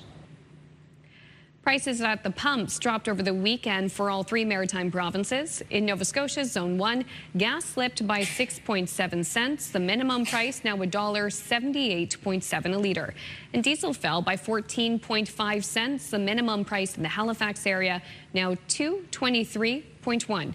In PEI, the price of gas dropped twice, first by 4.6 cents and then by 3.5 for a new minimum price of $1.90.2.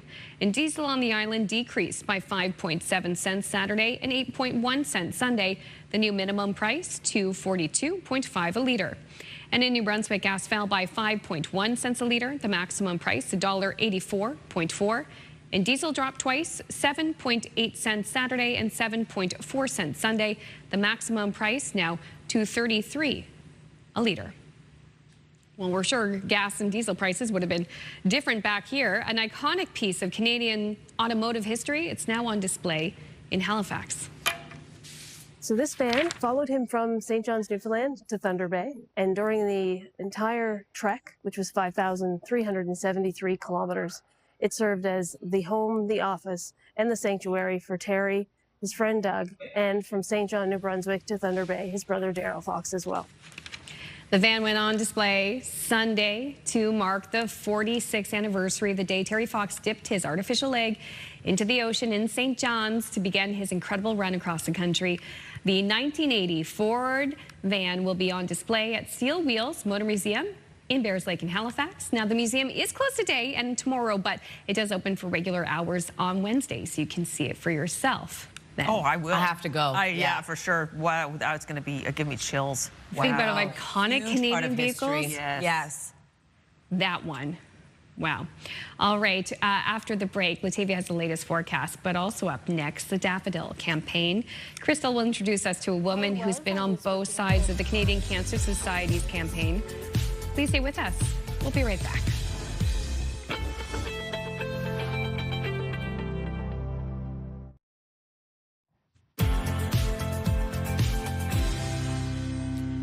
Happy Monday, Atlantic Canada. The time now is 7:42. We're taking a live look at Port de Grave. A beautiful sunny start to your day. As of right now, -2 degrees as you head outdoors. You'll be seeing snow move in this evening, but enjoy that sunshine throughout the day today. As of right now, it is 5 degrees heading outdoors in Fredericton, -1 starting off your day in Charlottetown with -2 in Sydney, 1 degree in Halifax with -3 starting off your day in Labrador City.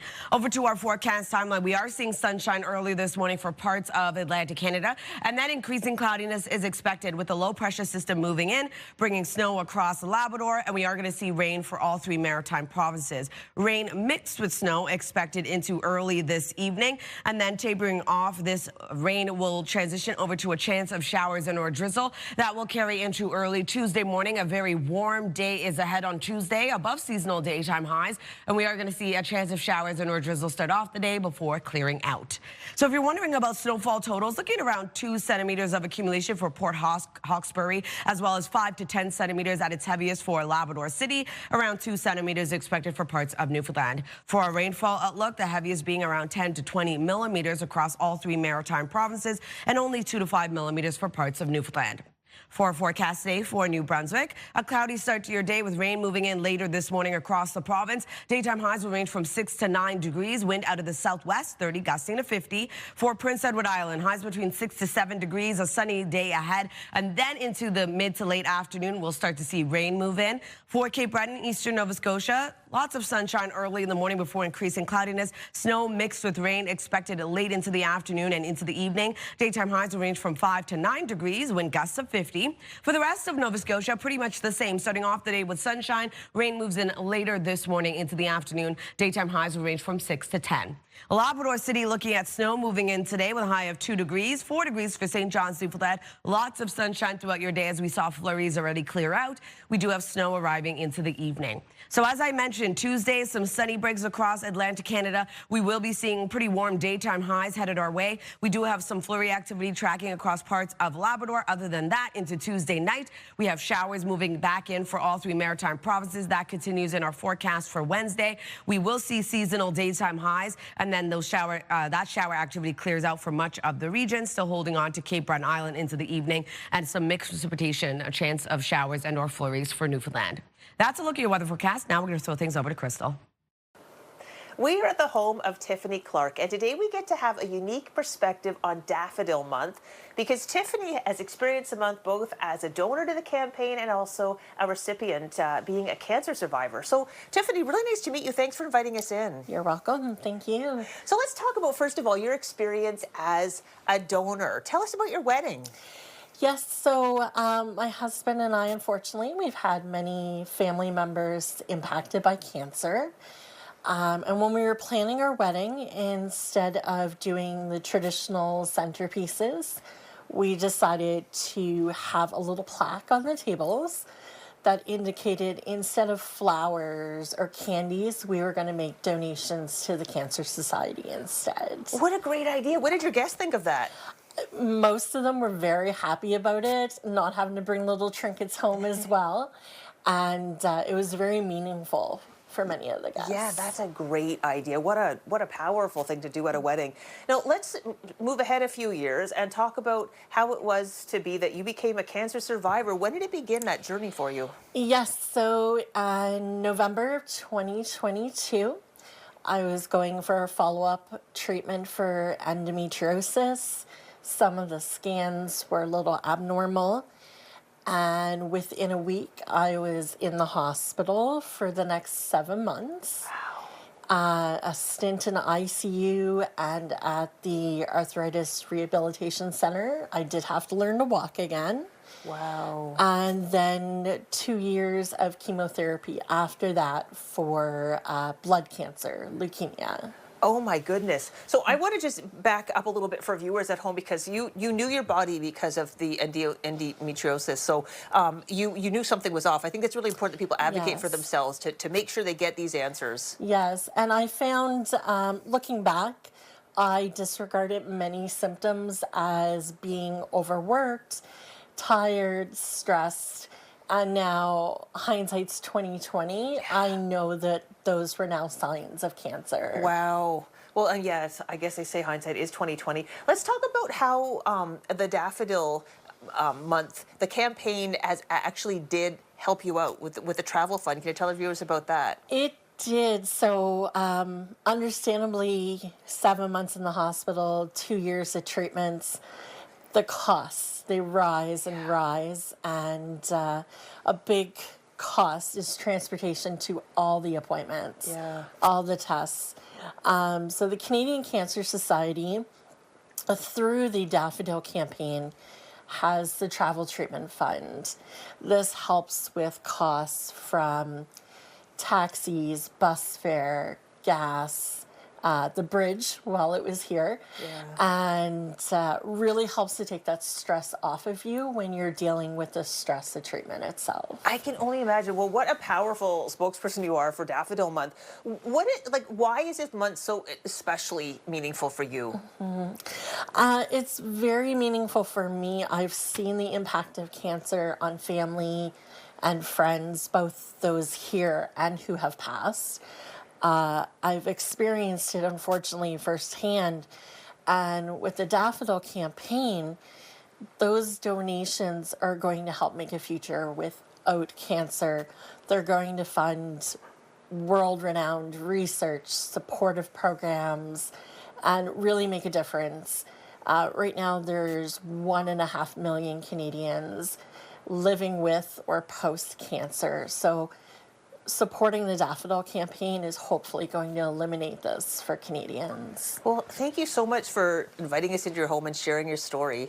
You're welcome. And I think what's so important is that, yes, when you donate to the campaign, and we'll put the information on our website so you can find out all the ways that you can contribute if you're able to. But I think it is important to imagine a future without cancer, but I think it's also so important to imagine how it is improving the lives of people who are experiencing something, because it is incredibly stressful and takes a toll on the body too. It is. It is. It's a very stressful experience, both for the patient and their family and friends. So the Cancer Society has many great programs that can help all individuals, caregivers, patients, family, and friends. All right, Tiffany, thank you so much for letting us in your home. Thank you. Thank you, Tiffany.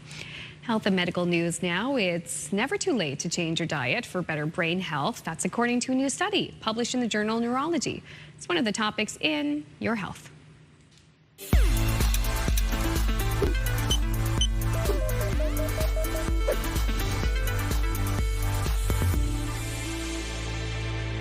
Researchers found people who shifted to a high-quality, plant-rich diet had a lower risk of Alzheimer's and other dementias, even when they made those changes in their late 50s and 60s. Over a decade, participants who cut back on unhealthy foods saw about an 11% drop in dementia risk. But not all plant-based diets are equal. Diets high in refined grains, added sugars, and ultra-processed foods were linked to a higher risk of cognitive decline. Experts say the key is focusing on nutrient-rich whole foods like whole grains, fruits, vegetables, and nuts to help protect brain function as we age. New research suggests vitamin D levels in midlife could play a crucial role in longer-term brain health and preventing dementia. An Irish team looked at the vitamin D levels of nearly 800 adults with an average age of 39 years old. Then they looked at information gathered from brain scans of those same patients 16 years later. Those with lower levels of vitamin D at the outset showed more protein deposits associated with preclinical dementia. As research continues on that front, Health Canada says vitamin D plays many roles in maintaining health, including building and maintaining strong bones and teeth. The nutrient can be produced when your body is exposed to sunlight, but the agency has long recommended ensuring getting some daily via diet or supplement. Finally, a new study suggests there may be a surprising health benefit to getting married. A new study suggests marriage may be linked to a lower risk of cancer. That's according to a study published in Cancer Research Communications. It found the risk for women who have never been married is a staggering 83% higher, and for unmarried men, 68% higher. The authors argue those who get hitched are more likely to avoid potentially risky behaviors like drinking and smoking, and are more likely to seek preventative health care. Women who have never given birth are also at a higher risk of ovarian cancers. The study's lead author believes the health benefits of marriage accumulate over time.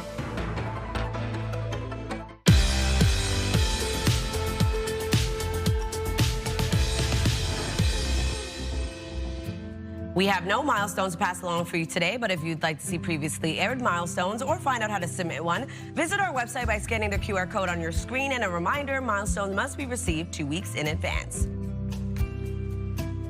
With the Artemis II mission making its way home, many around the world are more interested in learning more about math and science. Yeah, so glad it went so well, too. I know. Splashdown was incredible. It was incredible. I watched it live, yeah. And there's a remarkable young man south of the border who's taken to social media to encourage other kids to love science. ABC's Danny New introduces us to Science Kid.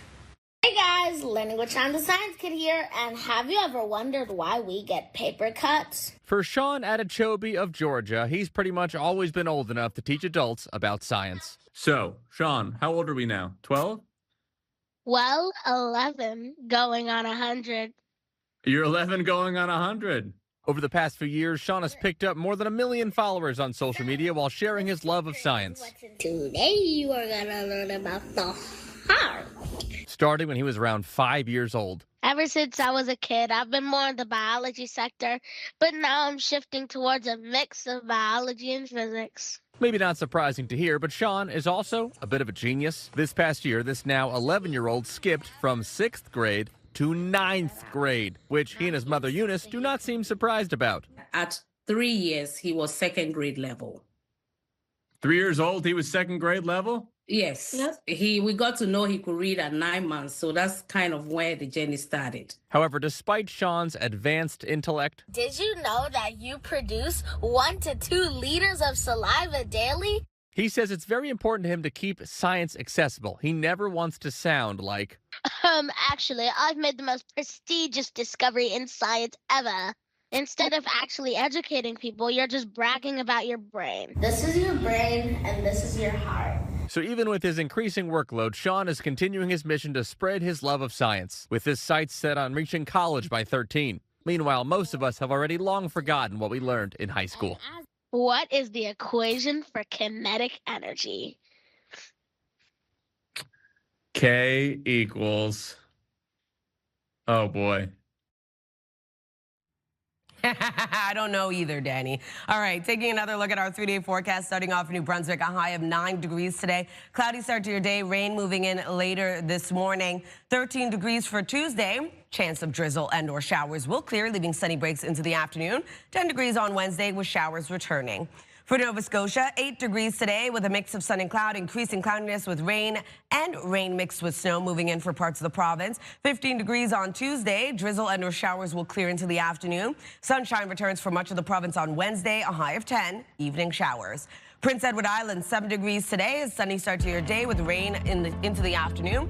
8 degrees on Tuesday with scattered showers. Wednesday, sunshine returns. Evening showers return as well with a high of 8.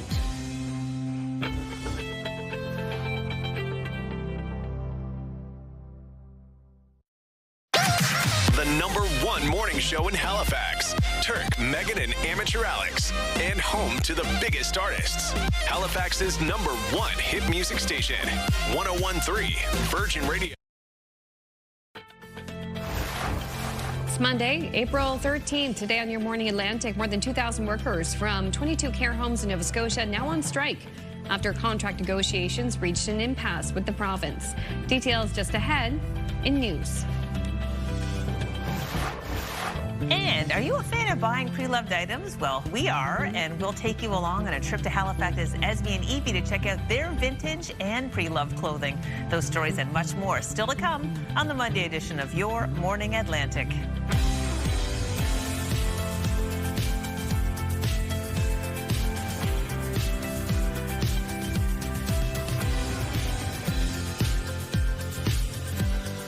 Good morning, Atlantic Canada. We're starting to feel a little warmth in the spring season, starting to after the weather that we had this weekend. And a look at the forecast this week, though, April showers. Yeah, I guess we're getting those today. Yeah, we'll see the flowers. Yeah. Spring May flowers, yes. But we are going to see a bit of a cooler day ahead. Below seasonal for our daytime highs, but sunshine for much of the region early in the morning. Before our low pressure system makes its way over, we are going to see some wet weather track across the region. But it's needed. So it's true. You do need the water. Don't want it to be too dry. Exactly. We're going to take a look at Hampton. It is a cloudy start to the day for New Brunswick. We are going to see showers later this morning. Start off in New Brunswick first and then quickly spread across all 3 maritime provinces. 5 degrees right now over in Fredericton, -1 starting off in Charlottetown, -2 in Sydney, 1 degree in Halifax, -3 in Labrador City, and -2 in St. John's, Newfoundland. A bit cooler starting off your day when you factor in the wind chill for the maritime region. Colder for Newfoundland and Labrador. But as I mentioned, temperatures will rise a little bit later on, just remaining right below seasonal. Rain for much of the maritime region today. Snow mixed with rain for Cape Breton Island late into the afternoon, with snow tracking across much of Labrador. In terms of the wind for the maritime region, it will become breezy into the afternoon. As of right now, 26 kilometers per hour in Edmonton, 24 in Fredericton, St. John, and Yarmouth. Wind gusts getting up to 41 kilometers per hour in Grand Manan, 37 in Fredericton, 35 in Yarmouth. We'll take a look at your long-range forecast just ahead. First, a look at your local news with Amanda. Thanks, Latavia. More than 2,000 workers from 22 care homes in Nova Scotia are now on strike after contract negotiations reached an impasse.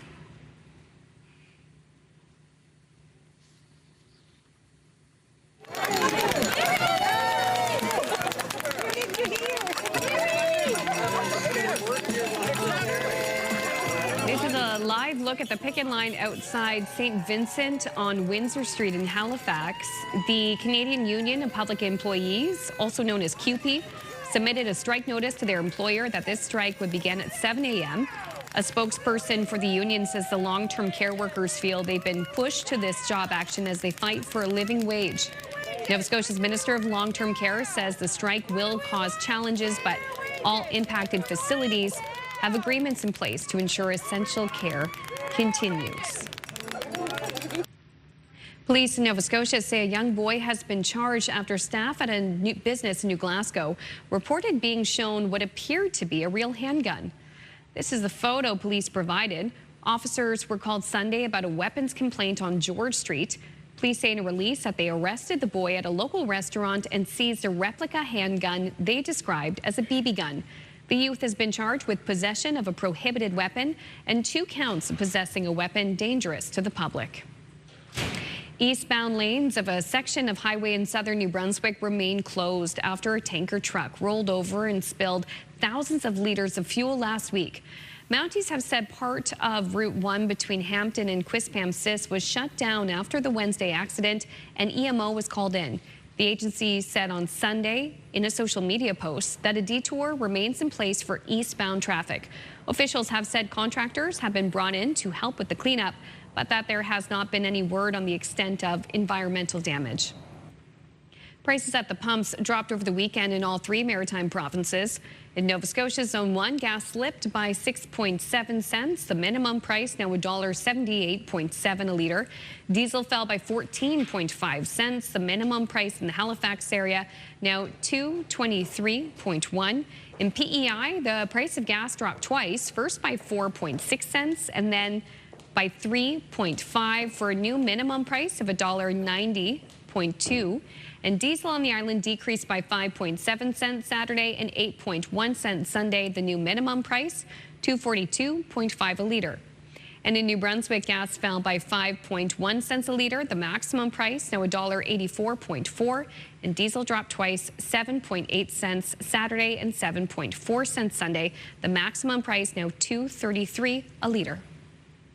The Dartmouth Heritage Museum hosted a special antiques appraisal event over the weekend. We're having our Antiques Roadshow. We try to do these twice a year, so one time in the spring and the fall.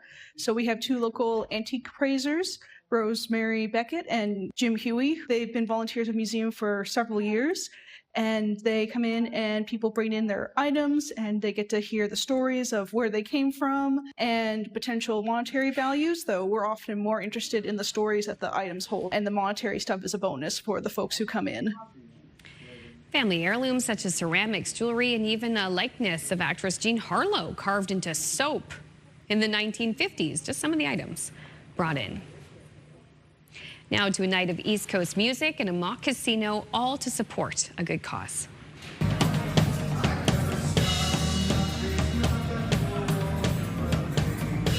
That's George Street providing the entertainment for the 7th annual Kaleen Casino. There were special blackjack dealers, plus roulette, crown and anchor, and more, all in support of Kids Sport, an organization that removes financial barriers that prevent children from participating. Last year, more than $1.4 million supported 3,200 children from Yarmouth to Sydney. All the money from tonight's event will go to help kids in need get involved in sport. So equipment or registration, we provide grants of $500 for families in need throughout Nova Scotia. And the event was hosted at the Bruce Guthrow Theatre inside Casino Nova Scotia in Halifax. This was Friday night, and the goal was to raise $25,000. Still waiting to hear the total for how much was raised. But I can tell you, I emceed the event. It was the 4th year I've attended. It is so much fun. If you came out, thank you. But if you haven't been, you have to. There's Christina Black, too, a very famous curler here from Nova Scotia. It's a great night. Well, if there's Plinko, I'll be there next year. Right? Oh, my gosh. Plinko is so popular. Oh, yeah. Yeah. Oh, well, this will be popular with you two. This next machine can sort through used clothes faster than the two of you at a thrift store. It is called the Fast Sort Machine, and it's capable of going through 100 kilograms of clothing in 2 minutes. Wow. Yeah, the clothes are sorted according to their material to make recycling easier. Synthetic materials are affordable and often used in fast fashion, and ramping up recycling is the key to cutting down waste. So this was named one of the best inventions of last year. That's cool. That is so neat. I just shared this because we are talking about another way to save things from going to the landfill, purchasing pre-loved items. And that's we'll be having an interview on Esme and Evie coming up. Right. Oh, I love that. There's so much good material that's like exists now. You don't need to make new stuff, right? Exactly. Very true. You can repurpose it. Yeah. So that conversation's coming up. But first, we're going to have the latest look at the Monday forecast as we take a live look at... Drum roll, please. Oh, there you go. Wow, look, the snow's gone in Bedeck. Always beautiful. Love to see that sun shining. The water looks like glass. I know. Wow. All right, that forecast coming up right after this.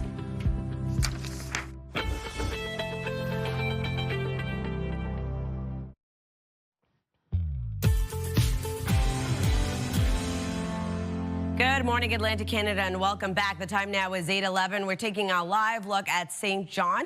As of right now, it is 3 degrees heading outdoors. It's not too bad starting off your day, but we do have rain moving in any minute now, so keep that in mind when you are heading out on your morning commute. As of right now, 5 degrees heading outdoors in Fredericton, with 2 degrees starting off your day in Charlottetown, Halifax, and Sydney, -1 into St. John's, Newfoundland.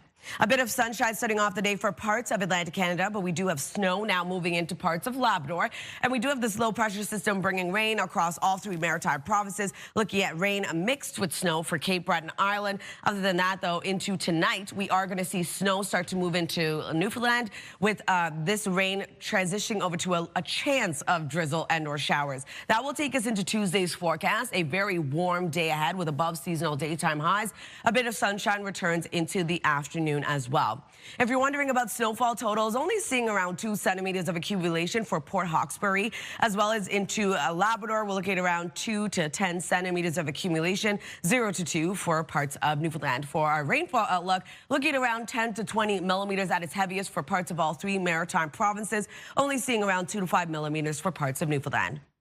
For our forecast today for New Brunswick, a cloudy start to the day, then seeing rain and fog move in later this morning, carrying into the remainder of the day. Daytime highs will range from 6 to 9 degrees. Wind gusts will pick up to 50 kilometers per hour. For Prince Edward Island, a high of 6 degrees with sunshine starting off your day, then increasing cloudiness into the mid to late afternoon. That's when we start to see rain move in. Same thing goes for Cape Breton, eastern Nova Scotia, starting off the day with sunshine, increasing cloudiness, snow mixed with rain moving in late into the afternoon and carrying into the evening. Daytime highs between 4 to 9 degrees. For the rest of Nova Scotia, a sunny start to your day with increasing cloudiness. Later this morning, we start to see that rain move in, and daytime highs will range from 6 to 10 degrees. For Labrador City, a high of 2 degrees today. We do have snow moving in across the province. 5 degrees for St. John's, Newfoundland. Sunny skies today with evening snow.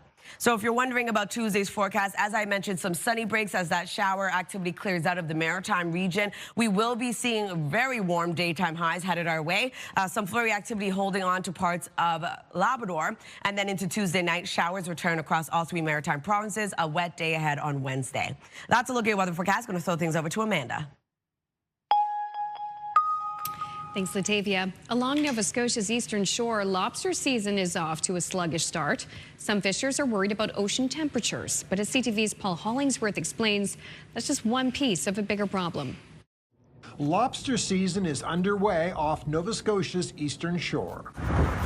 This week, Jamie Osborne laid 250 traps. Osborne worries the water temperature in the North Atlantic is still too low for good fishing. The catch is not very good. Everybody will tell you the same thing. A bad catch results in low supply, which usually increases the price of lobster. This week, it's selling for as high as $16 a pound. This food expert says there are other issues casting a dark cloud over the lobster industry. It's beyond problematic. The war with Iran continues to drive up global fuel prices. Fuel surcharges are now adding to the overall cost of transportation. An initial impact of higher freight rates by the range of 25 to 30%. The lobster industry was hoping for smooth sailing after the removal of China's 25% tariff. According to Stuart Lamont, the financial landscape is now arguably getting worse. Trucking, transportation, packaging, there's very little that hasn't been negatively impacted in the last month to 6 weeks. Those added fees may drive up prices even higher. Lobster is Nova Scotia's top seafood export. For those who work in the industry, when it comes to covering expenses, the challenge is how much to charge without charging too much and risk turning off customers. We've had prices in recent years which weren't acceptable to the harvesting sector. Sylvain Charlebois says because lobster is a specialty item, people around the world will still likely pay a lot to get it. The problem are costs for harvesters. That's the problem. He fears those who work at sea and catch lobster will take the biggest financial hit because of the high cost of fuel. Paul Hollingsworth, CTV News, Eastern Passage, Nova Scotia. For many Canadians, pets are family, and making plans to protect them should you die first needs to be considered. It's something more Canadians are doing, from naming guardians to setting aside money for their care. CTV's Maria Saru has more on what to keep in mind. At the PEI Humane Society, help sometimes starts with a gentle touch. But caring for these animals takes more than affection. Some are sick, need surgery or specialized treatment, which all comes with a cost. Supporters are helping cover those expenses even after they're gone by including the shelter in their wills. The cost of veterinary care, just like everything else in Canada, is increasing. So that's a huge expense for us that we would definitely use gifts like that for. It's known as legacy giving. People can leave a percentage of their estate to a charity or name it as a beneficiary through life insurance or registered savings, and there are other options too. Ready? For some, the planning starts closer to home by choosing who would care for their pets and paying for it. Our loved ones are not just our children, our parents, our siblings, our friends. They are also our furry companions. According to Willful, an online estate planning platform, more than 1 in 3 Canadians are setting aside an average cash gift of over $11,100 to pet guardians. But unfortunately, one of the top reasons that pets end up in shelters is because their owner passes away and there's no plan for who will take over their care. Back at the shelter, legacy gifts help with future planning. Staff here hope more people will make estate plans early for the pets they love and the animals still waiting for a home. Maria Saru, CTV News, Charlottetown. Thank you, Maria. Coming up after the break, we're heading to a new pre-loved secondhand shop in downtown Halifax. That little tour coming up next. Please stay with us. We'll be right back.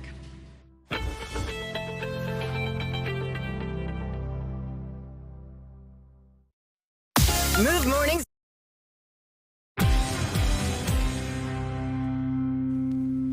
We are in North End Halifax at Esme and Evie. We're here before the shop opens with owner Maddie for a little one-on-one about shopping vintage and secondhand. First of all, your shop is gorgeous. Thank you. It really is. What sets your place apart from other vintage stores? We get this question all the time, and I think every vintage store does share similar values of wanting to get secondhand pieces, new life, and into the homes and worn by lovely folks all around Halifax. I think what sets us different is that we have a wide range of pieces that we deem are pre-loved. So from brands that you know and love, maybe you're familiar with them at the mall, or maybe they're slow fashion brands that otherwise would be too expensive to buy. And we also showcase items that are 20 years or older, which makes them vintage. Super fun. Let's show a little bit about how it works, like kind of the old, the new, the different styles. Yeah, so you'll notice here, like this is all kind of cream and brown. We like to organize by color, which helps just, you know, bring a little bit of calm. You can see this piece here. This would be like 1980s, potentially maybe 70s. And it's got a very romantic vibe. It kind of reminds me of Wuthering Heights, if you've seen or read the book, of course. But this piece I could see totally worn with like a dark pair of jeans. Love it. And would just bring a little bit of romance to any outfit. This is gorgeous. I mean, basically, add to cart. We'll talk after. All right, what else? But then, you know, we have something like this. So this is Lafayette, which is an amazing designer brand. Believe it or not, this linen blazer would have been over $1,000 new. Whoa! Yeah. Okay, that's nice. Yeah, it's beautiful. This feels timeless to me. I need to put this on. Totally timeless. We're all loving natural fibers. I think we're starting to realize just how important it is to wear things that are of you know, the nature and can go back into the ground when we're done with them. That feels so nice on. This, by the way, also Maddie picked this out for me to wear, and I absolutely love this little cotton sweater with a little detail. I know, it looks great on you. Thank you so much. I'm enjoying wearing it. And then, of course, we have something like this where Babaton, which is a brand featured in Aritzia, and we all know Aritzia's can be a bit expensive, but this piece, I think, was of this past season. Such great condition. It has so much life to give. Could you imagine pairing it with this 90s little mini skirt? And we're seeing this silhouette everywhere. Oh yeah, you could go into Aritzia and you'd find this skirt. Oh my gosh, you'd find this exact silhouette and you'd pay 3 times as much. Also, there's an awesome pair of Italian leather boots in the corner that would go great with this too. Okay, awesome. I think you specialize in coats, and we wanted to talk about coat trends and occasion wear. So let's head out to a different part of the shop. Yeah, let's talk about it. Here I like to feature some coats or jackets of the season. But we have so many amazing options, and again, new and old. So if you see this piece, this is an Oakenfort fabric trench coat. It's got such amazing drape. Yeah, it's beautiful. Yeah, and a really interesting color. And Oakenfort is, again, a really amazing brand, but can be a little bit more pricey. Yeah. And so, you know, this came in from a buyer selling it to me, and it's got so much more life in it and is an amazing option. Look at the detail. Like, yeah, just incredible. But then you can see, like, we have a very classic London fog trench coat. So when I think of trench coats, I really do think of London fog. So this one here is, again, a vintage piece, but has so much fun character. The color is wild. Such a great color. This color would look great on you. I actually really love the feel of the coat. You've even got shoes and accessories here, Maddie. We like to have something to complete that look. Well, speaking of a look what I've got going on here. This just came in the shop yesterday, apparently. It did, yeah. We buy in the store on Wednesdays, and so someone sold this to me in store yesterday, and I love it. It might be leaving the store. It might be leaving the store with me. You've got the telethon coming up. It's going to be, oh, what a dress. Okay, you love special occasion dressing, right? Yeah, absolutely. I think, you know, so many people have special events that they are excited to get dressed for, and you know, it's hard to find quality pieces that are different and beautiful out there. Yes. So I love having interesting, beautiful pieces. And again, we have old and new kind of side by side. So this is like a more modern piece, but I could see that at a wedding. Yeah. Would look incredible. And then, you know, we have things that are a little bit more vintage. So if we look at this piece actually made in Toronto, and this would be like a 1950s, and this is silk. And then obviously we have this beautiful lace piece. You know, speaking of coming in, you know, yesterday, the bride of this beautiful gown came in yesterday and was seeing if I'd be interested in this piece. So this is a 1970s wedding dress, which I'm sure a lot of you folks already could have guessed. Yeah, it's gorgeous. But it's an absolutely insane piece, a really amazing train. And I think a bride who might be interested in this could do a lot of things to make it more modern. Yeah. You know, one of the ideas I have is, you know, maybe someone who has a courthouse wedding or something a little bit more casual could actually crop it and have a little mini. But I think, you know, another piece that is just absolutely insane that came in is this incredible veil. That's awesome. And this piece would have gone just at the crown of your head. Oh my gosh, look at that. Well, I love the care and attention you've given me today. Thank you so much. Oh my gosh, it's been a pleasure. So you can visit the shop at any time you like. It's in North End, Halifax. We'll put the information on our website, but let's mention the South End Market every month before we go. Yeah, so I also am the organizer of Halifax's monthly vintage market. It's called the South End Vintage Market, and it has over 40 amazing, incredible vendors that come to us in Halifax from across the Maritimes.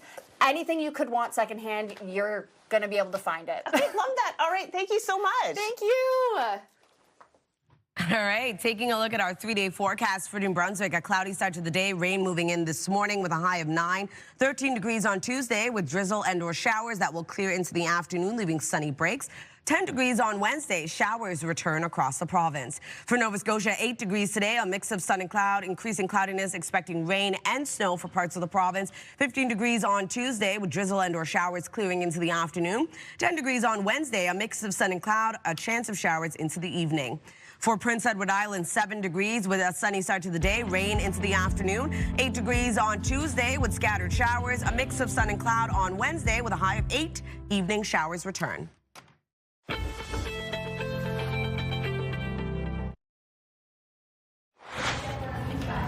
Still ahead this morning, getting your patio ready for spring. Lifestyle contributor Charlotte Singman will be here to share tips and products that will have your outdoor space looking fresh in no time. That's just ahead in the last 30 minutes of your Morning Atlantic.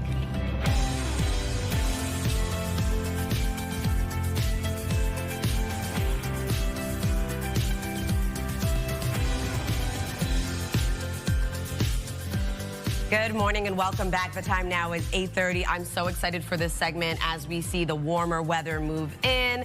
We get to decorate, refresh our spaces. Yes. I'm very excited for that. Do you know how many people I was talking to this weekend who said, okay, it is patio time. We put out the patio furniture, we cleaned off the deck, and then even just being around downtown Halifax and Dartmouth, seeing the people going out on patios. Yep. Yeah. For the first time. Barbecue season, gardening season. Yes. It's just so fun to go outside. It really is. It and is. Sit out there without having, think about those nights that are coming where you can sit outside well into the evening and not even have a coat on or anything. Right? They're coming. Spring cleaning season. Which I actually love. And I know, as an adult, we're like, yay. Yeah.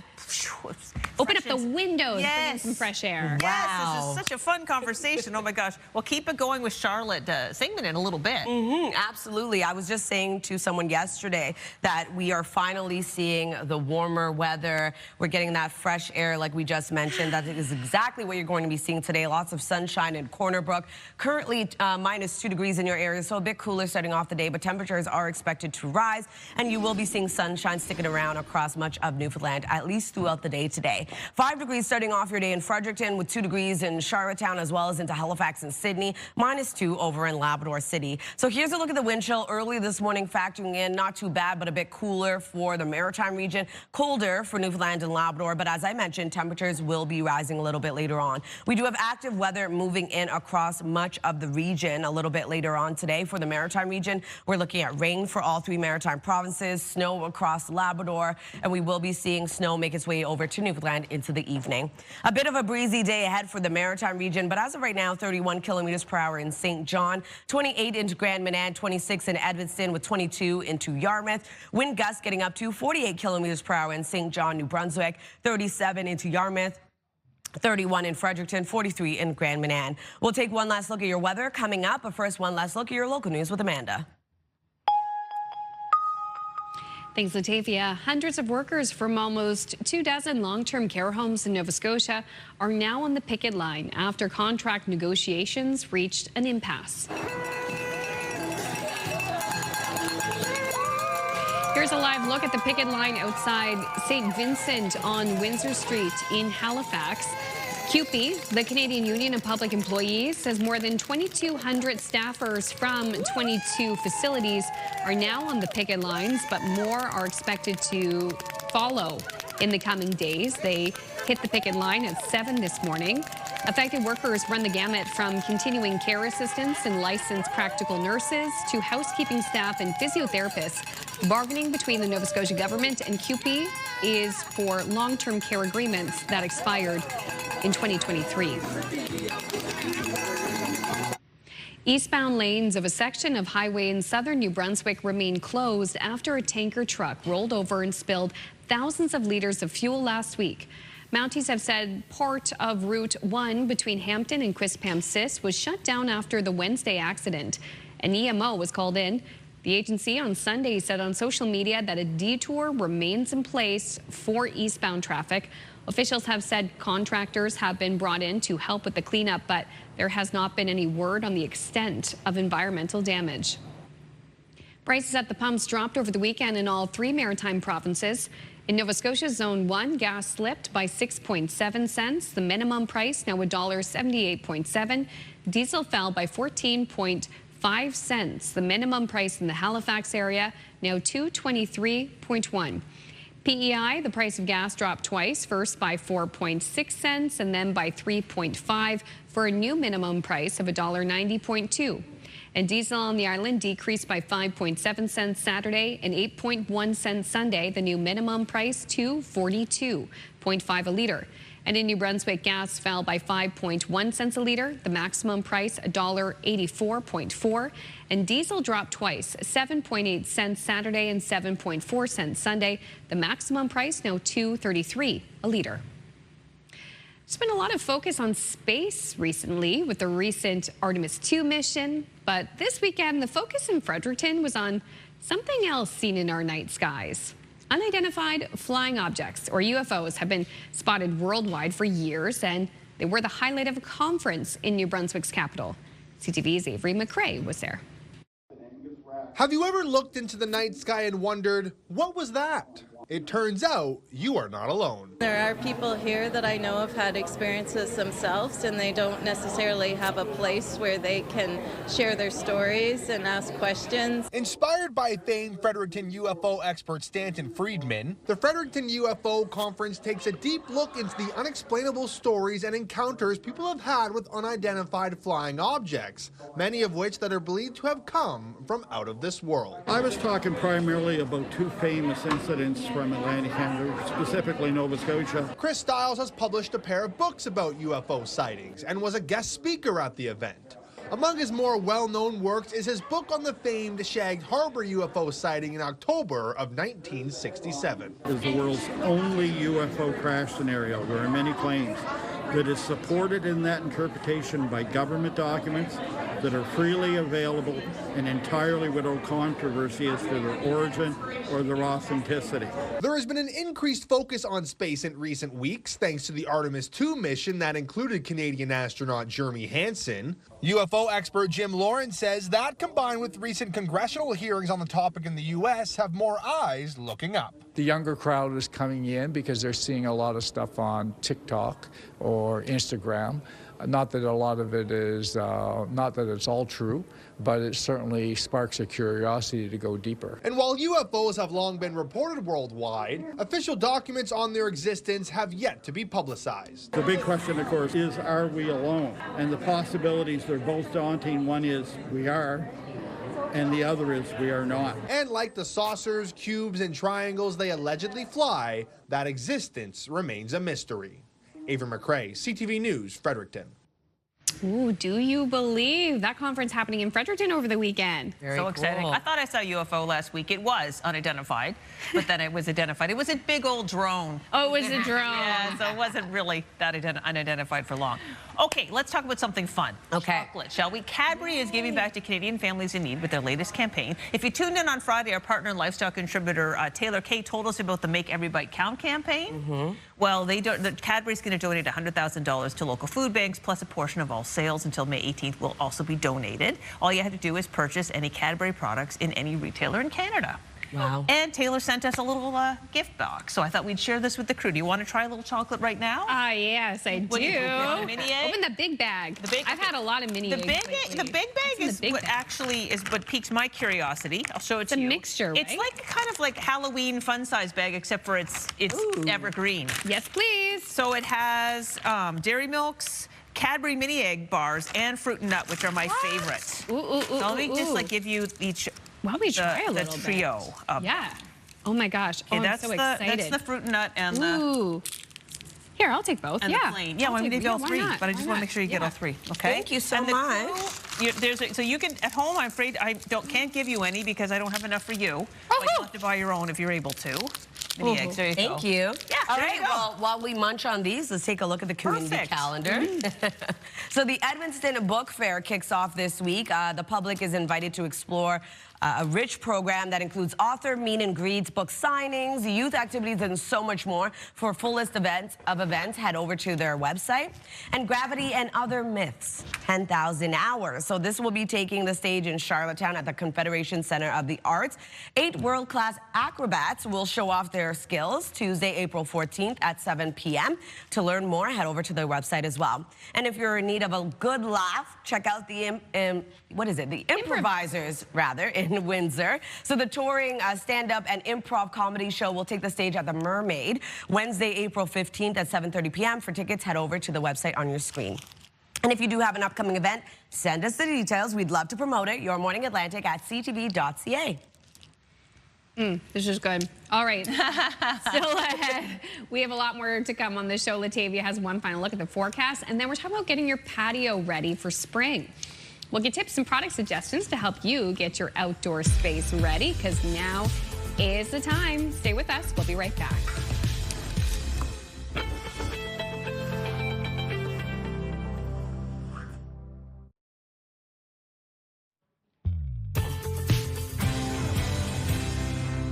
Good morning, Atlantic Canada. The time now is 8:43. We're taking a live look at a sunny start to the day over in Lunenburg. Currently 4 degrees in your area. We are going to see increasing cloudiness, expecting rain to move in a little bit later on.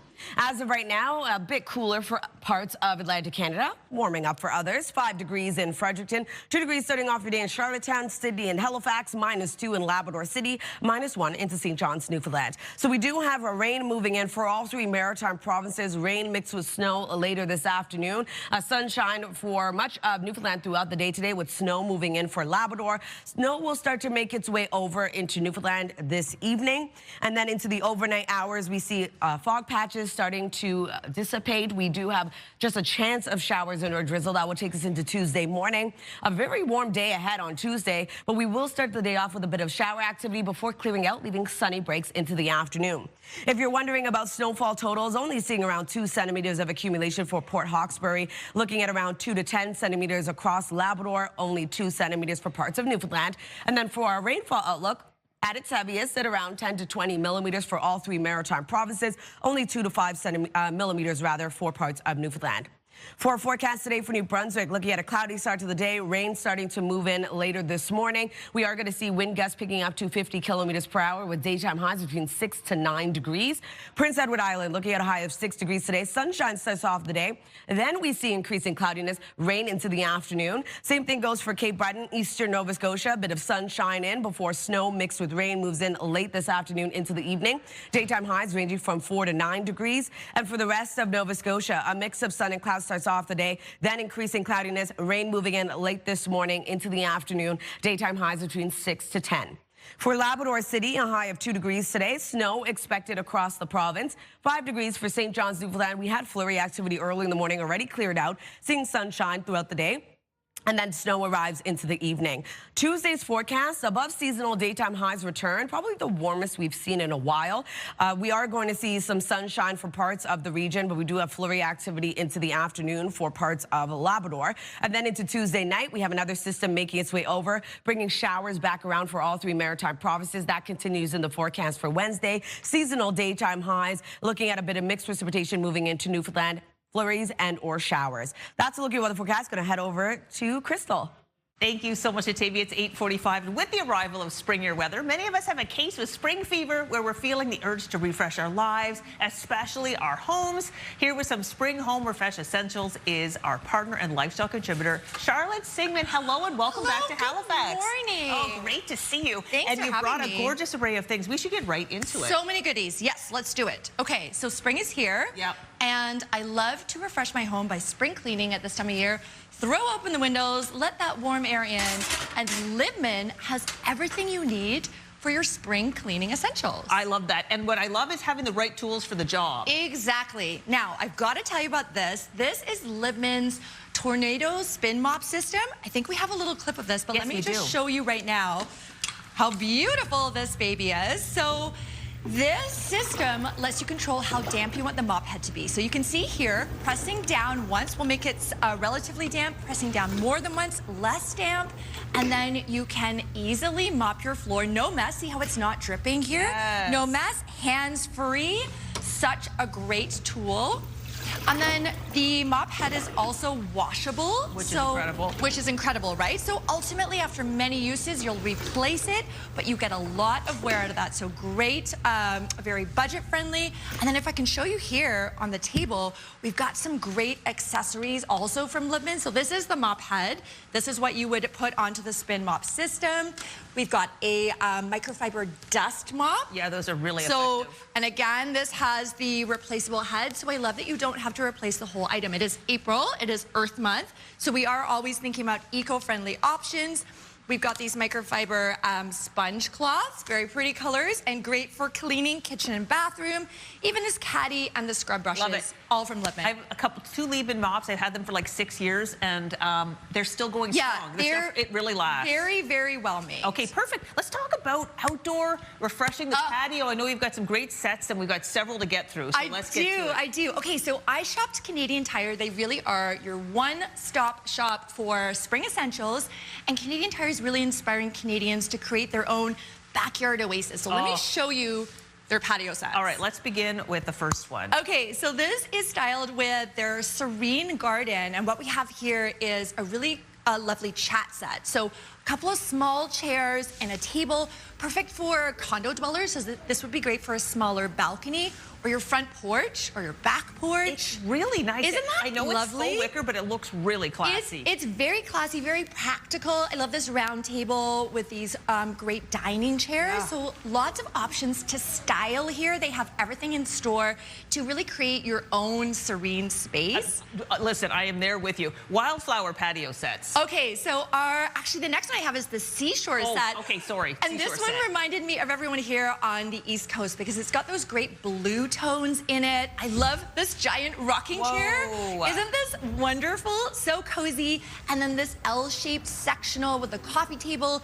Great for conversation or wrapping yourself up in a blanket and just lounging here. I love it. It does look inspired by the seashore. Yeah, it's gorgeous. Isn't that beautiful? And then next up, we have the wildflower set that you were mentioning. So this set is styled with this kind of English country garden theme, but then you can put your own twist on it. And here you can see some cactus in the background. They've styled it really nicely.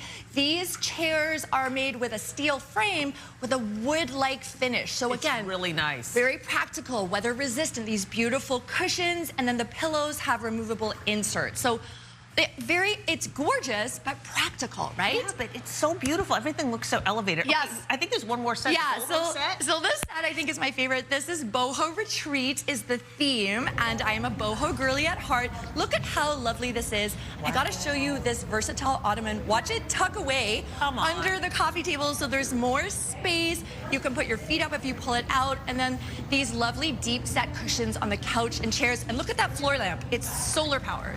It's gorgeous. Isn't that amazing? All of the things you've shown here are very elevated. Yes. Like, really, wow. Exactly. You buy these pieces, I guess you have to bring the cushions indoors, but you would be, like, all you have to do is just set that up and your whole place is transformed. That's exactly elevated. it. Elevating your own space. Whoa. And I want to...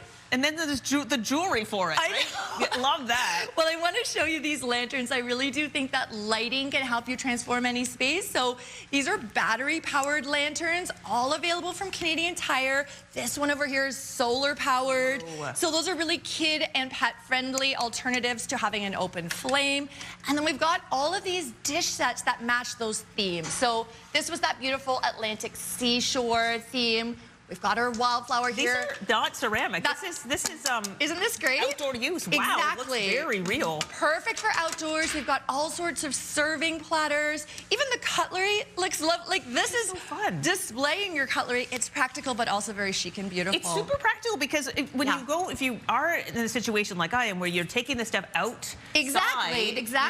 That just saves you a lot of time. Putting all of your putting everything on there. We've got great glassware or stemware. I love it. Pull exactly. It back there we go. There we go. Beautiful. Oh, I'm coming over to Crystal's now for a backyard barbecue. I can't wait, Charlotte. Thank you so much for this. You're so welcome. All right, we're headed now. Where are we headed off to? Control room. We're headed off to break. Fantastic. Let's wicker. Isn't that lovely? I truly love it, Charlotte. Beautiful. Thank you.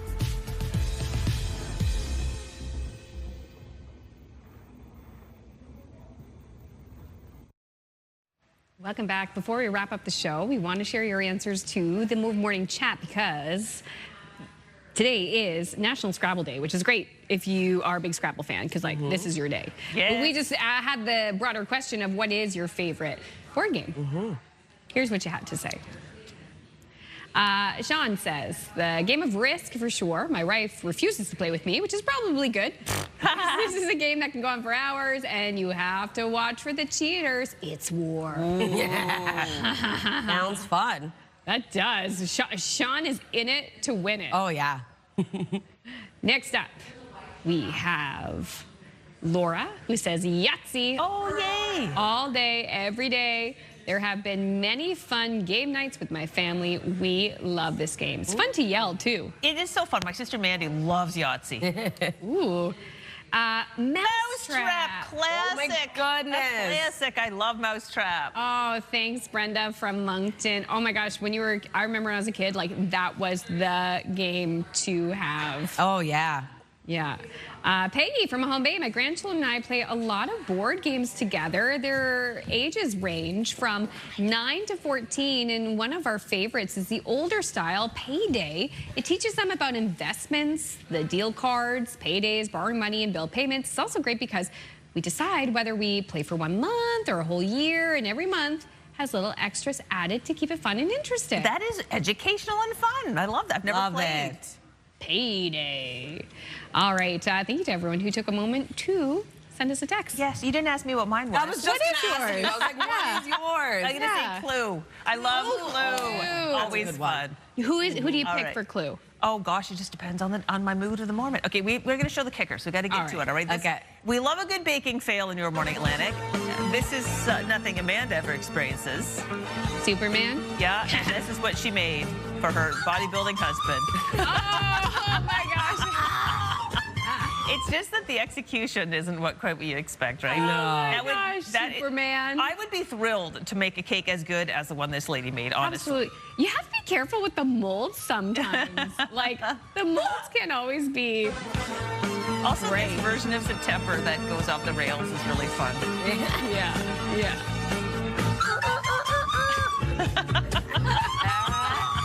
Oh my gosh, that is amazing. That would never happen to you, Amanda, but... Oh, trust me, it has. I did something where I can't remember what it was supposed to look like, but, cute bunny, but it looked like a mouse. I remember you showing me that. It was still really cute.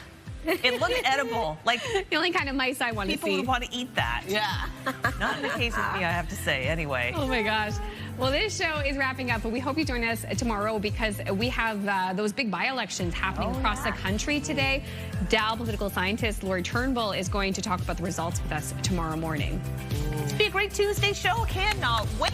Yeah. See you tomorrow, 6 a.m. Bye.